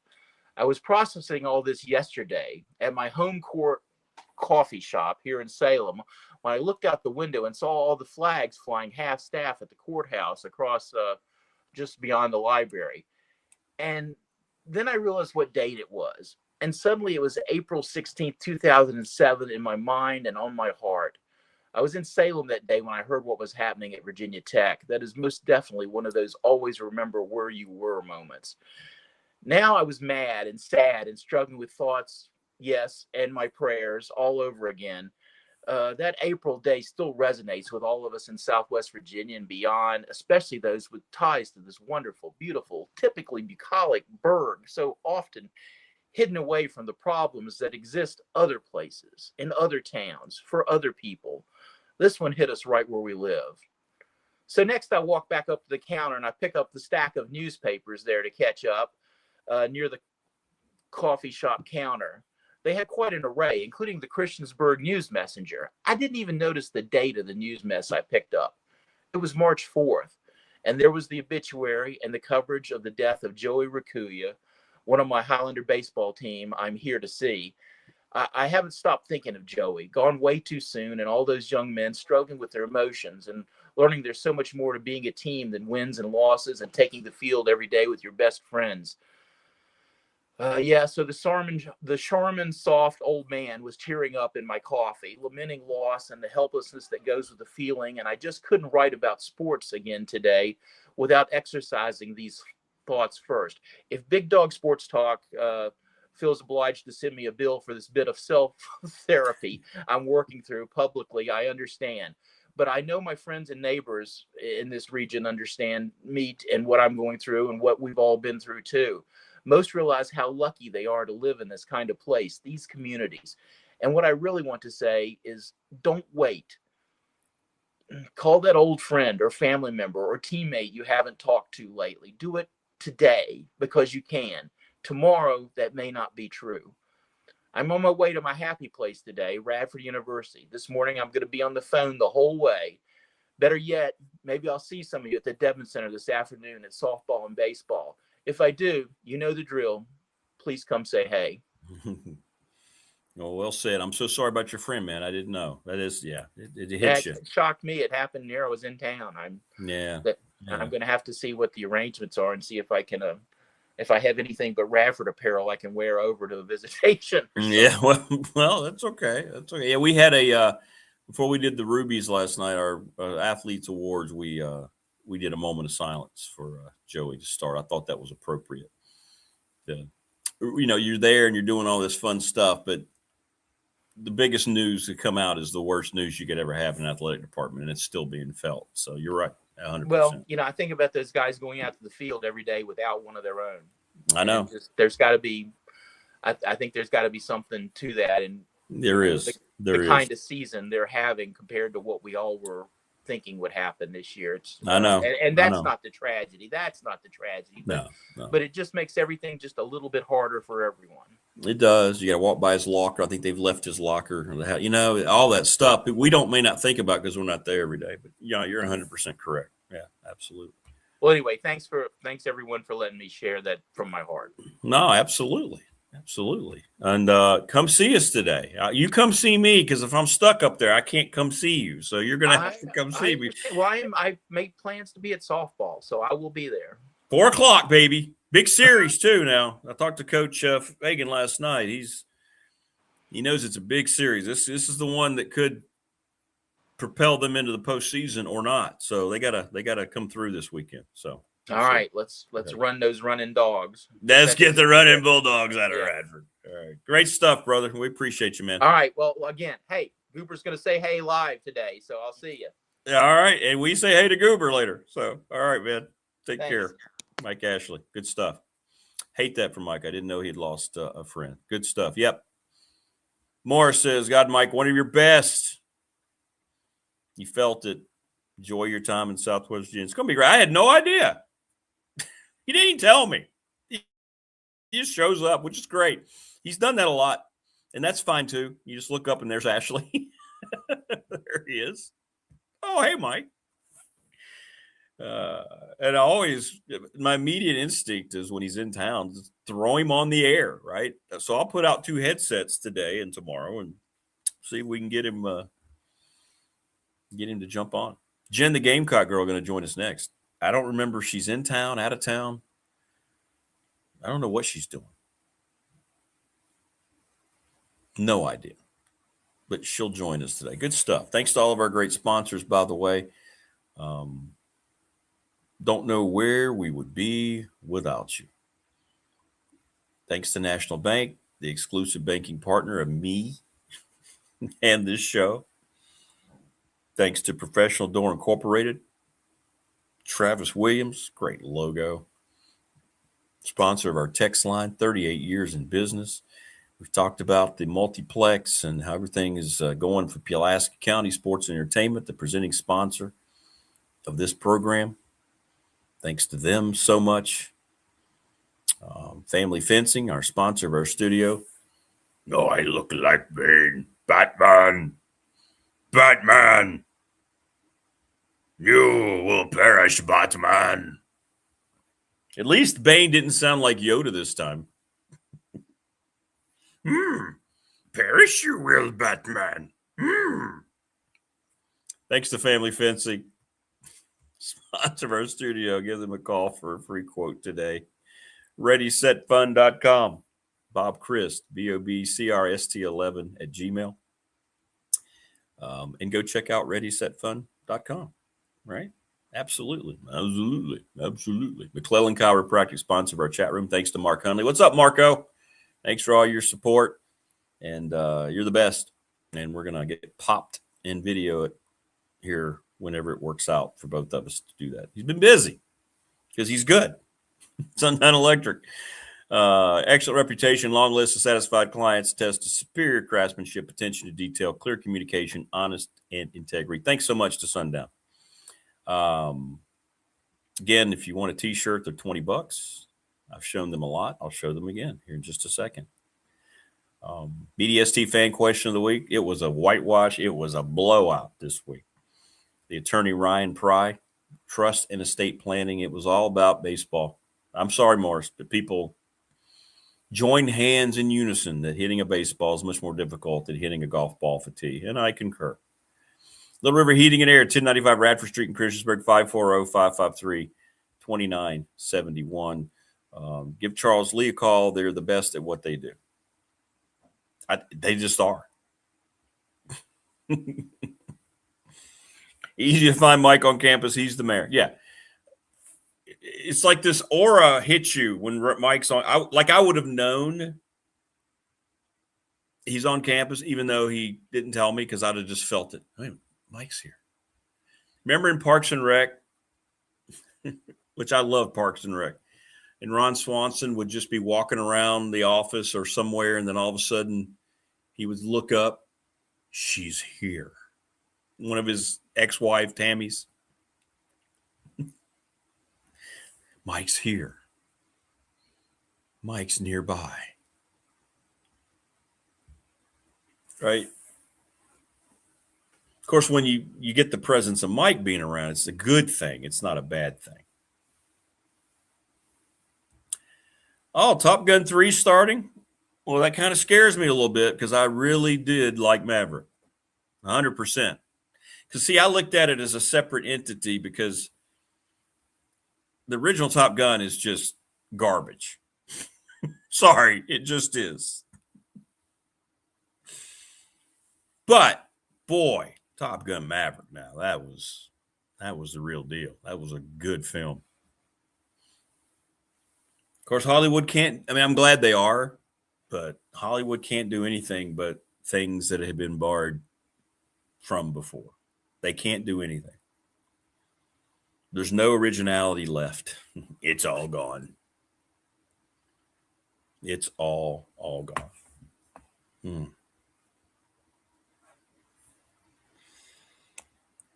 Yeah.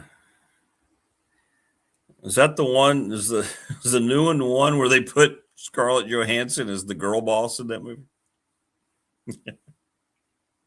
I didn't see it. I won't see Rebirth. World Rebirth. Yeah. Classic Top Gun, Rick. You've lost that love. Oh. The volleyball scene. Hey, you can be my wingman anytime. No, you can be mine. Manly embrace. Manly embrace.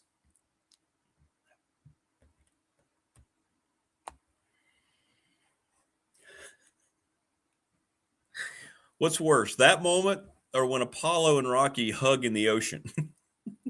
What's worse?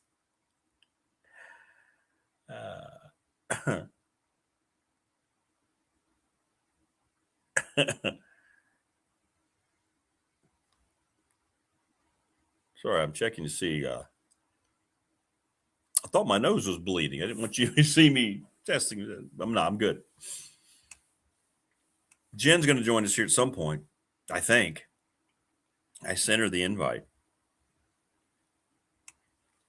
I mean, let her know. Who knows where she is? Lord only knows.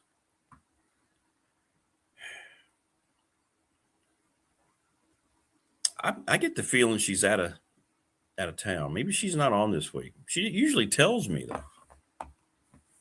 She usually tells me. We'll disagree with that to this point. Hollywood has no originality left that people want to see. True.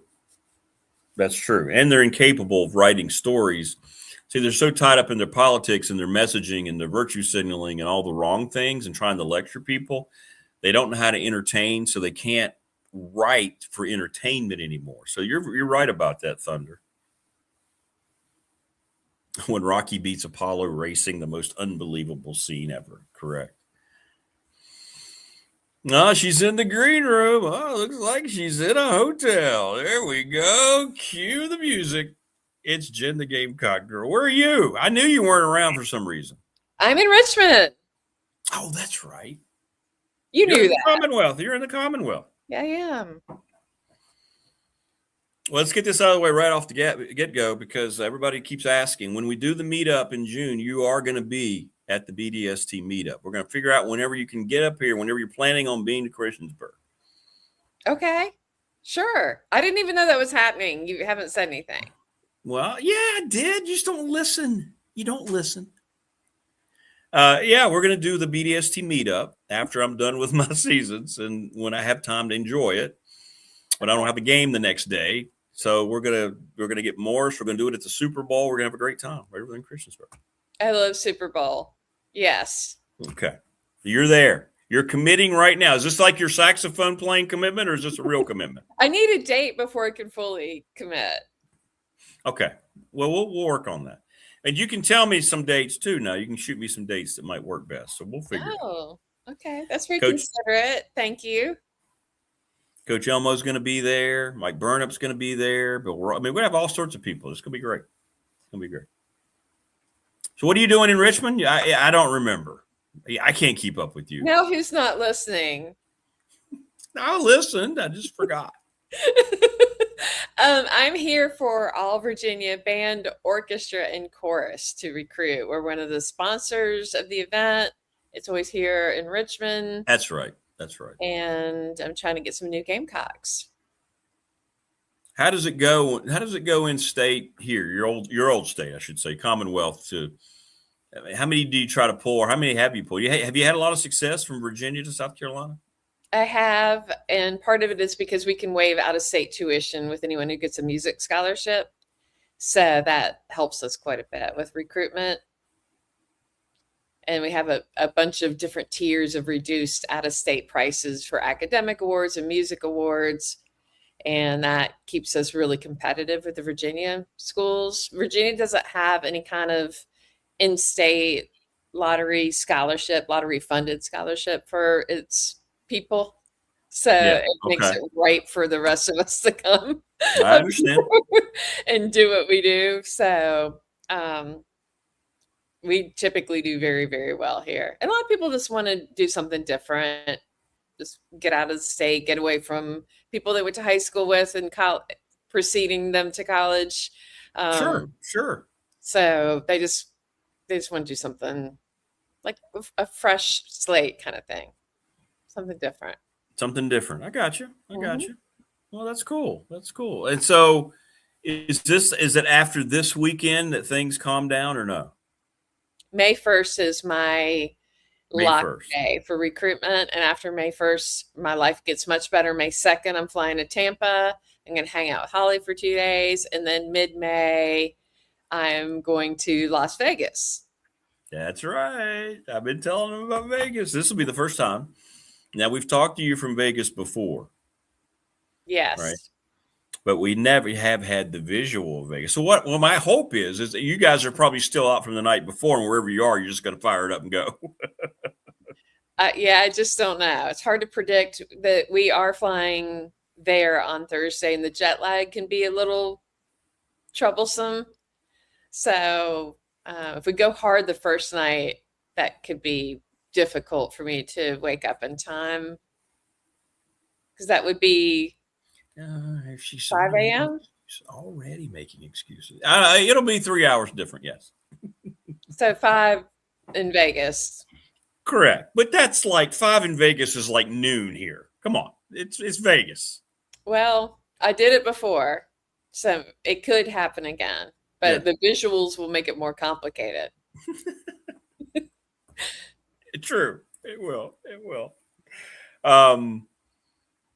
Yeah, but I mean, it's Vegas. Sleep is the last thing you're worried about in Vegas. It's never even a consideration, right? It's Vegas. I have to have some sleep or I'm going to be real grouchy, real bad, like terrible. So, I got to have some quality recharge. But the spa is good for that. I can always just go in the spa, sleep off there. See, there you go. You could just do the whole show from the spa. That'd be great. Be quiet in there. All right. So I couldn't remember. Is your spring game South Carolina this weekend or is it next weekend? We are not having a spring game because of the stadium renovations. Lame. So last weekend they had a Garnet and Black fest with Darius Rucker performing and some other outdoor type activities. So what's he going to do? Just everybody standing around? Okay, I guess we're done. What are they going to do? Just go to the field house and do a walkthrough? Like the event's already happened, the Garnet and Black thing, and they're just having regular practice. Yeah. Sounds pretty lame. Well, doesn't it? I mean, kind of getting sick of spring games on the coaching side anyway. Fans I'm told that the SEC, it just means more. And yet here you are giving less. Wow. Well, I think there's always concern about injuries and giving away too much. We have the new OC. I don't know. Like it probably is a little bit of, oh, well, we have this excuse now, so we're just not going to do it. But it's like a lot of excuses right now. That's what it sounds like to me. Not a good sign going into the pivotal season for your coach.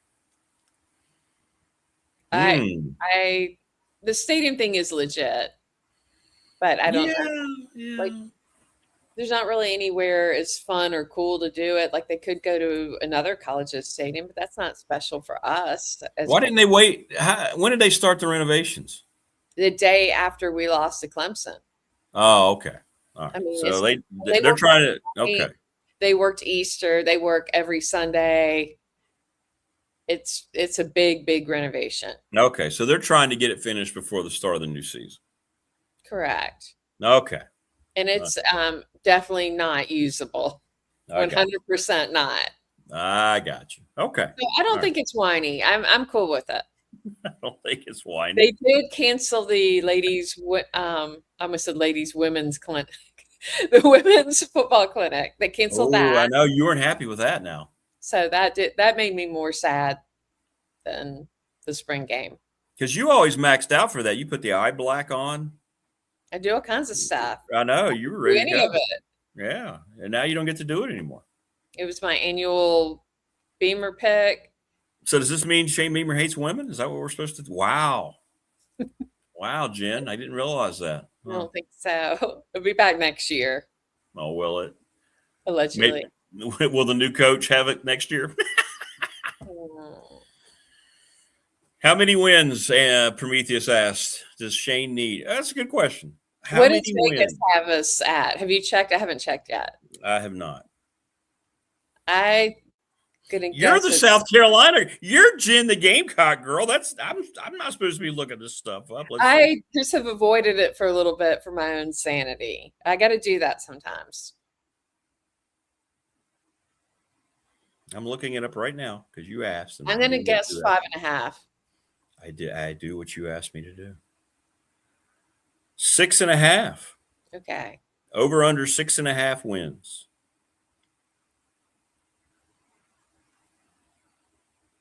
Critical matchups, of course. Tennessee, Texas A&M, Clemson. Would 7 and 5 keep him around? Probably would, wouldn't it?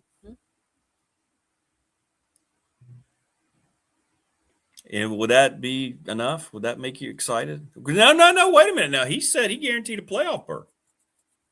He did do that. 7-5, he's going to get fired. Don't you think? Maybe. It depends how the 7-5 really goes in terms of performance, I think, and who they're to. Didn't he say? He did. If I don't make the playoff, we're making the playoffs, or I'm done. Or didn't he add that to it or something? Didn't he say if I don't make the playoff, you can get rid of me or something? No, he just said I guarantee you we're going to do it and all that. But no, and if it doesn't happen, fire me. It's that wasn't. So I'm embellishing that part. Okay, well, still he ain't making a playoff.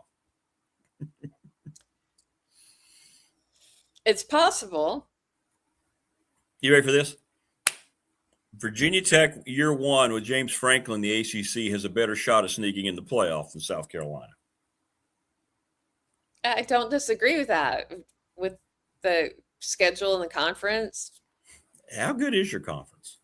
I mean, you ain't the Big Ten.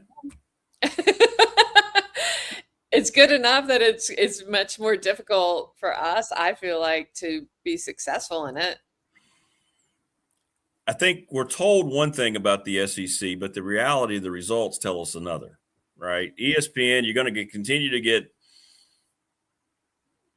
I better not use the slang term on the air, but you're going to continue to get promoted unmercifully because of the connection there. But Big Ten won it all. Big Ten won football. Big Ten won women's basketball. Big Ten won men's basketball. There's one major conference right now that's dominant, and it ain't the SEC. Sorry.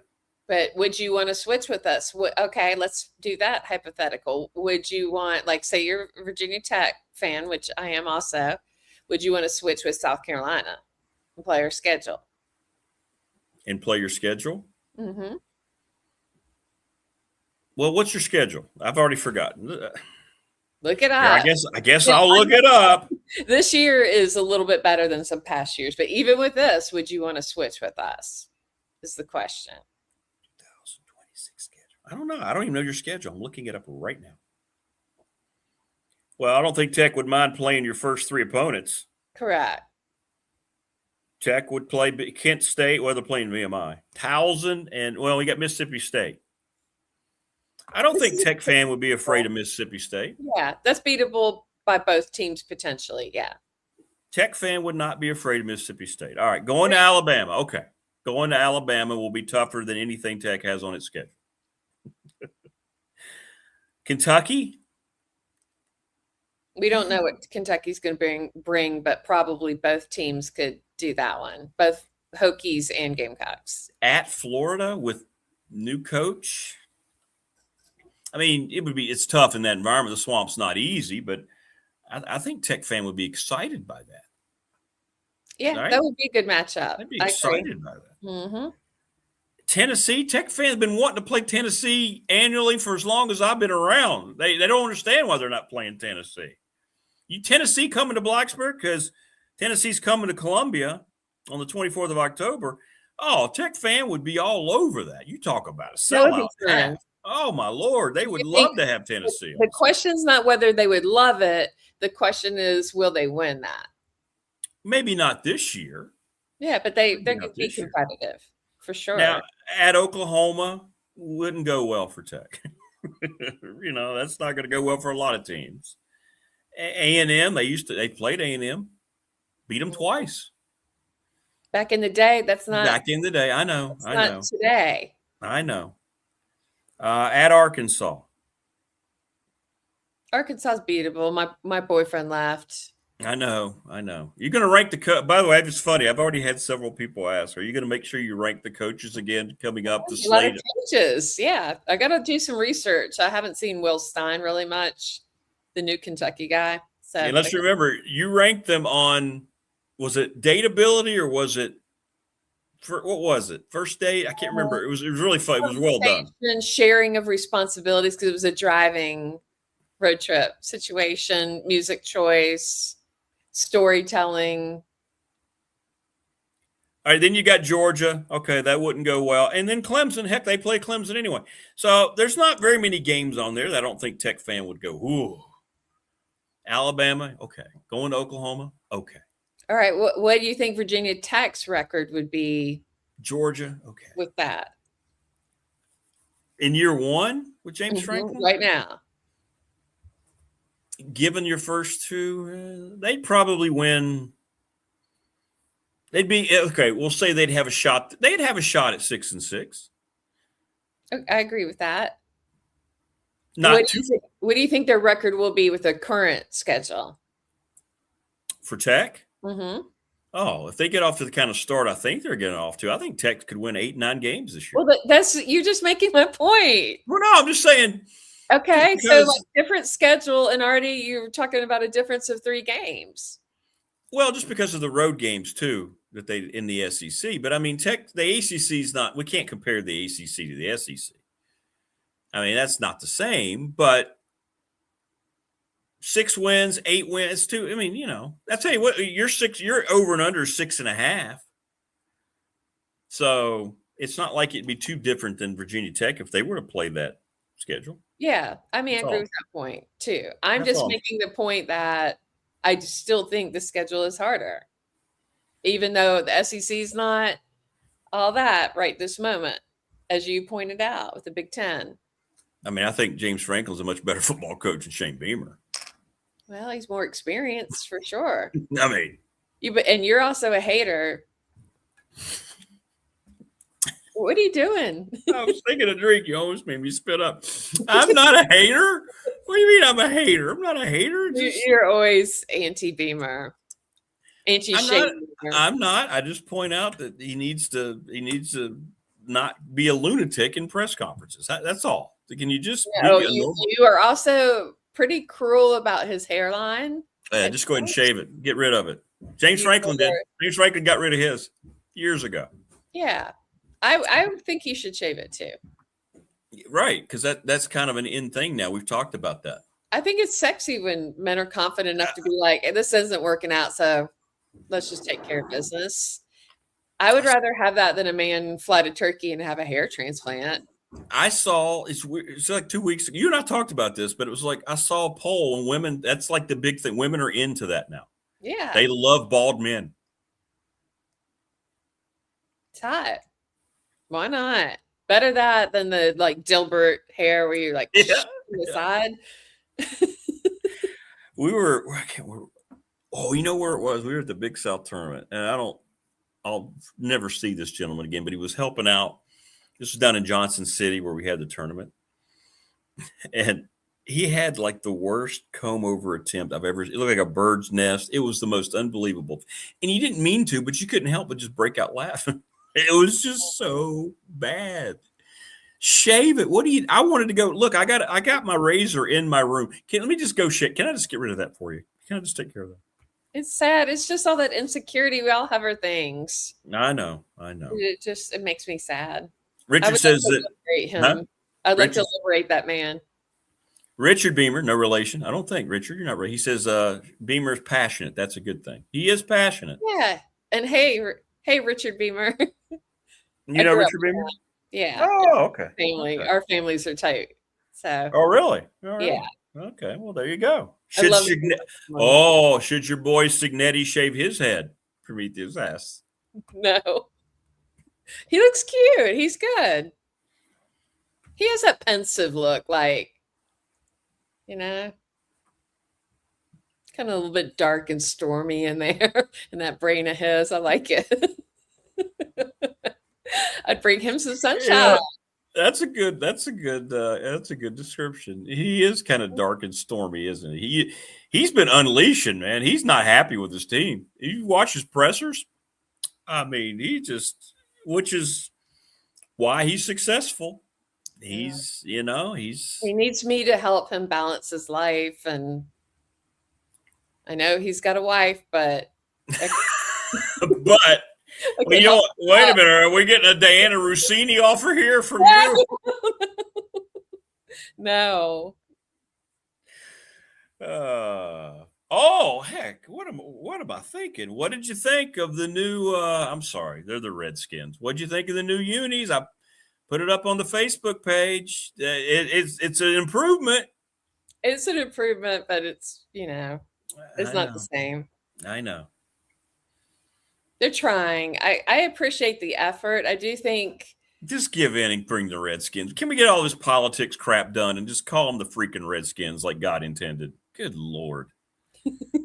I'm a so lot of tired places of this. do. I mean, I don't own any of the gear. I just wear the Redskins stuff on game days. Over 2.5 million signatures from the tribal that want it back from Native American, and they won't do it because, we don't want to offend people. But wait a minute, the people that you say you're offending want it back. Oh my God. Anyway, sorry. I understand.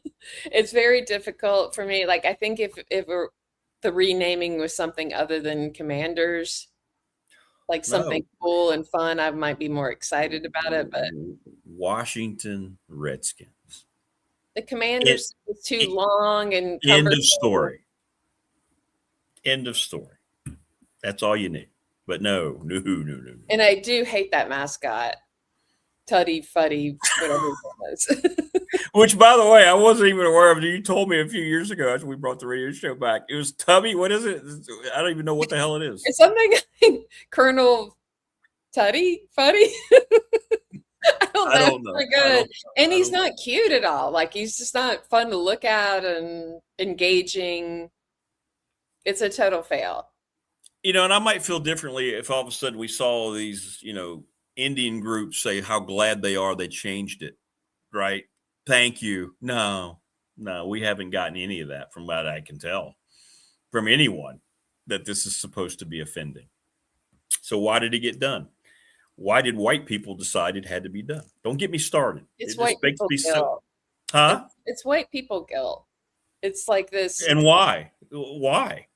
I don't understand. I don't understand. Environment we're in. It's arrogance is what it is. It's thinking that what we think it means more than what you should go to the sources. Who is this targeted at that maybe it would offend? Let's go. But the NFL won't go back because the NFL has gotten so woke that it's almost unwatchable. So they're not going to change it back. Right? As long as Roger Goodell's the commissioner, they'll never change it back. It'll never go back to Redskins. Nike decided, maybe so, Richard. Maybe so. Yeah. A lot of it is about the corporate sponsors because I think FedEx really pressured a lot of that change as well. It was actually the Washington Post is the ones who got behind it. Remember that? They were the ones, and they were now defunct, so it's kind of poetic justice. Yeah, as if changing a team name can rewrite history anyway. And it was done with honor and integrity.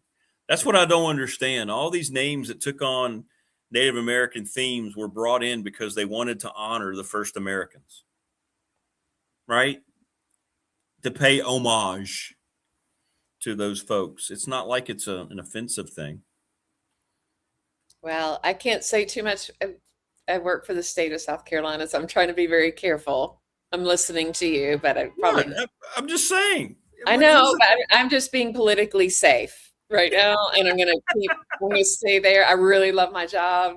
And wait a minute. What am I supposedly saying that would make you politically unsafe? I don't understand. I'm just not going to comment on any of it because I enjoy working and doing what I do. Even though she slightly agrees. I'm not going to say anything. I'm just listening to you. You're the host of the show. All I'm saying is if it's something that people were offended by, then sure. Okay, you have to change it. But I haven't heard that from the group that it's supposed to be offensive to. That's all. But any event. So what do you think? You're going to buy any gear now with the new look? It didn't. The jerseys look better, but they still brought back the stupid black. I don't know why I thought they were going to get rid of that. I don't know why you guys went. Why? What do you think when you see them in that all black? Is that you get fired up? I don't like it. It's not their color, period. Yeah, you're garnet and gold. That's the colors right there. Yeah. But in general, I don't like the way the gear is designed and stuff that I've seen. I just haven't seen anything that I like besides the branding issue that I have. Yeah. So when you going? How many people are going to Vegas? How many of y'all going to Vegas? 7? 4 women. Yes. 4 women in Vegas, live on BDST. BDST late night. Maybe we'll jump on and do your segment late at night from Vegas. That'd be cool. Because here, like at 1 in the morning, you'll be in prime Vegas nightlife then, 10 o'clock. Oh, my goodness I gracious. might be at the craps table. I don't know if I'll be available. Well, what you can do, we can just turn on your camera and just to see it all. You don't even have to, and just hear everything. Well, they have a low tolerance for you having your phone out of the craps table. Oh, I know. I'm sure that's going to work. You're going to be hauled out of there instantaneously, aren't you? Yeah. It's not good. Have you ever what's been your best night gambling? At the craps table, I've won close to $1,000. Did you ever? Well, okay, you probably didn't get. I've only had one decent night. I played blackjack years ago, and I had gotten up to almost 10 grand. Wow. Okay. Yeah, I was having rules about like when I'll stop. Like, well, and I did that. I said, "Oh, I'm on a roll. I'm guessing right here. I got on," and then like the 2 hands later, I lost like 6 grand of it. Ooh. So, and then you go, "Okay, I'm out." Yeah. But it's interesting. As soon as you start winning consistently, no one approached me and said anything, but you start seeing one of those dudes in the suits with the ear, like they start walking around the table. And I know it was because I had won several hands and my pile was growing up, and I'm like, they just assume that you can't be winning. They immediately check to make sure they don't. And that's exactly what he was doing. Right. There's a lot of monitoring of everything that you're doing constantly. So, but that's the only time I've ever won money. Every other time I've lost money. Well, I always have I go into it, even if I've had a few bourbons, I always go into it and say, okay, if I'm going to put in 100 here. And if I hit 500, then I'm just done. Otherwise it's just entertainment for the night. Or if I hit 1,000 with it, then I'm done. Or, I come up with a number and I'm always true to the number. And I've been with friends who are not true to a number and they've been up with me and then lost everything. A few bourbons. Now that would be fun. That's what I want to experience. I want to be in Vegas with her and her gal, and Jen's had a few bourbons. It's fun, and I enjoy when I have a hot roll. I like trying to get other people invested in the game, and also cheer a little go Cox as I throw the dice.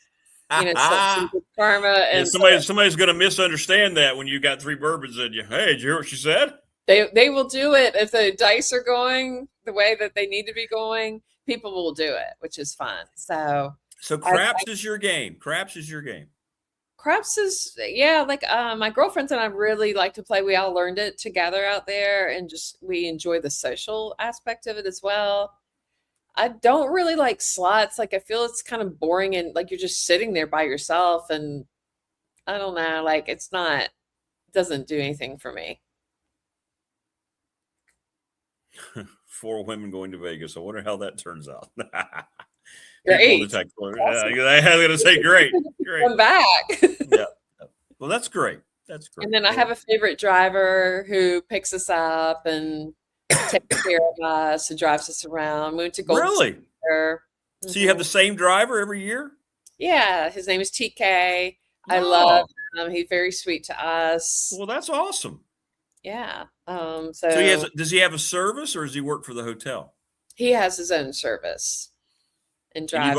And you've already told him, hey, we'll be out there this time and we're going to want you these. Okay. That's cool. That's cool. It is cool. So I enjoy seeing him. Like, we have some, regular things that we like to do, regular places, people we see.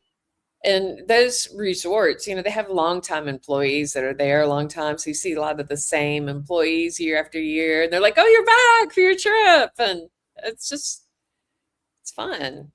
It's a good, total detachment from reality. All right, so now you got me curious. So JK takes you around. TJ or JK? TK. So TK takes you around. Does he get out when you guys go somewhere? Does he just wait on you to come out? How does that work? Like, I don't know. I've never had a driving service. Sometimes I'm not all fancy like you.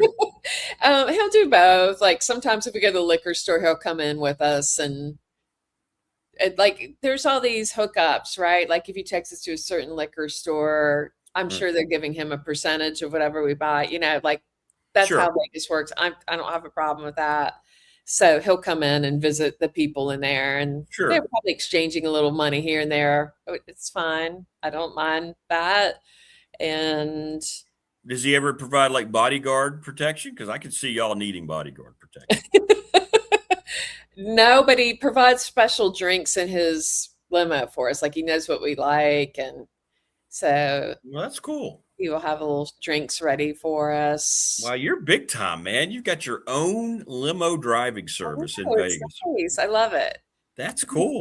He is really top shelf. He took us to the Vegas Sun and took pictures of us all around the Vegas Sun for us. And Morris asked Jen, do you always hit the Pepper Mill restaurant? I have not been there, but actually I just was talking with somebody about that, and they had a negative experience there and said that the food was like Waffle House with big prices. So I would like to hear Morris's thoughts. Yeah, no, that's right, Wes. She's on the road. That's her excuse for no sacks today. I'll know we're going to have the sacks when I somehow I get the miracle text like on a Tuesday or Wednesday. Hey, tonight, do you want to do a run through? And then I'll know that. I just ordered, I talked with a music company, and they're sending me a $350 mouthpiece that I'm trying. So this is my next attempt. That'll be like 6 weeks. It's supposed to be there Tuesday when I get back. Elite Canine says get a personal protection dog to keep the creeps away.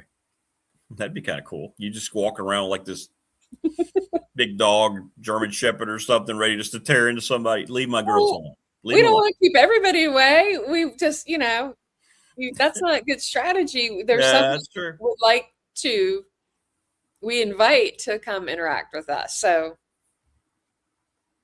I don't want to have a dog scaring everybody off.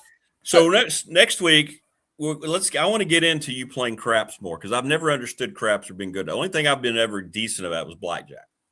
Well, I am not like extremely knowledgeable about it, but I will tell you the best thing you can do is befriend the people working the table, the workers, because they will help you a lot. They help us every time. And if we do some of those like weird, rare bets, they'll talk us through it and how all that works. And that's cool. That's cool.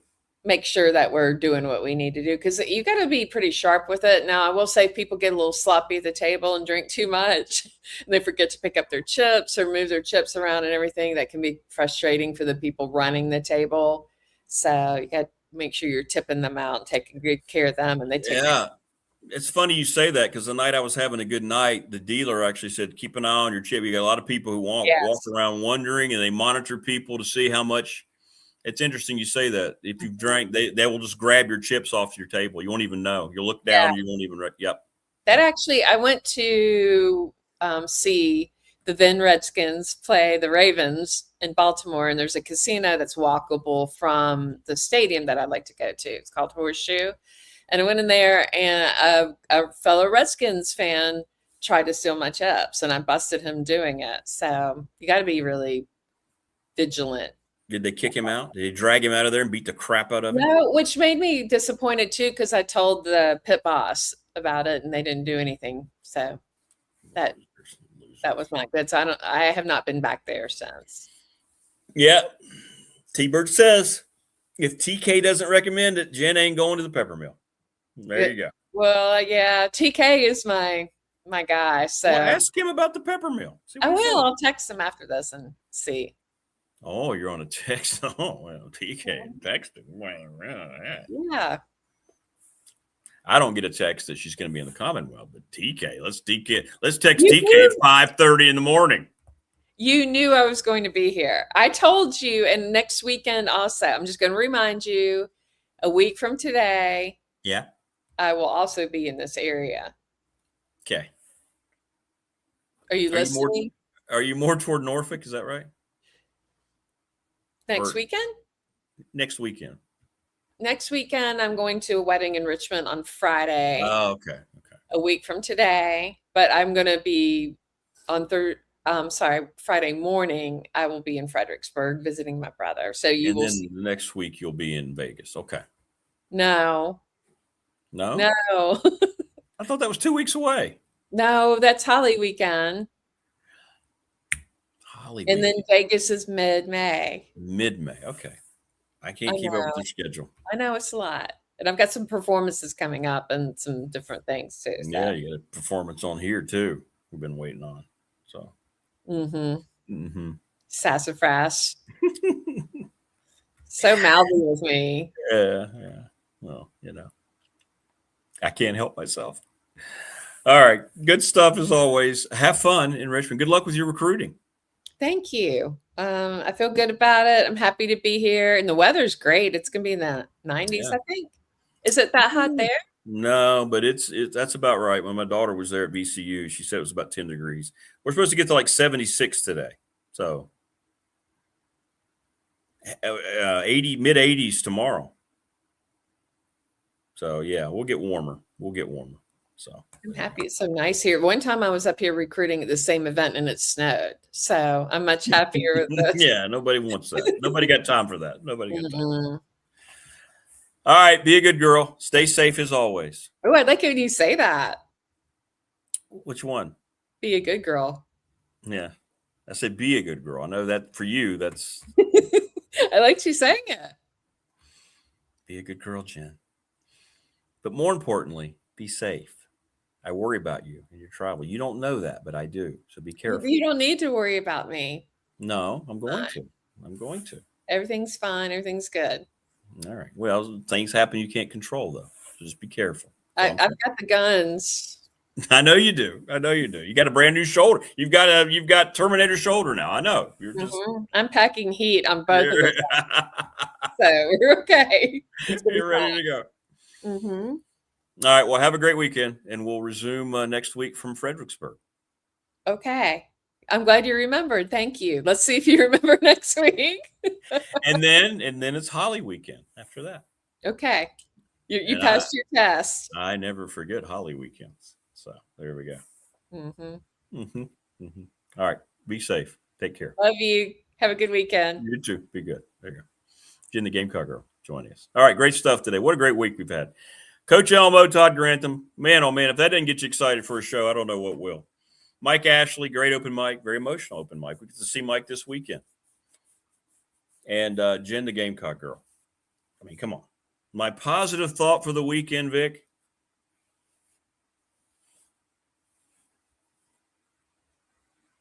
It sounds flippant, but it's not. And Mike touched on it a little bit. Just be grateful you look around and you're still alive.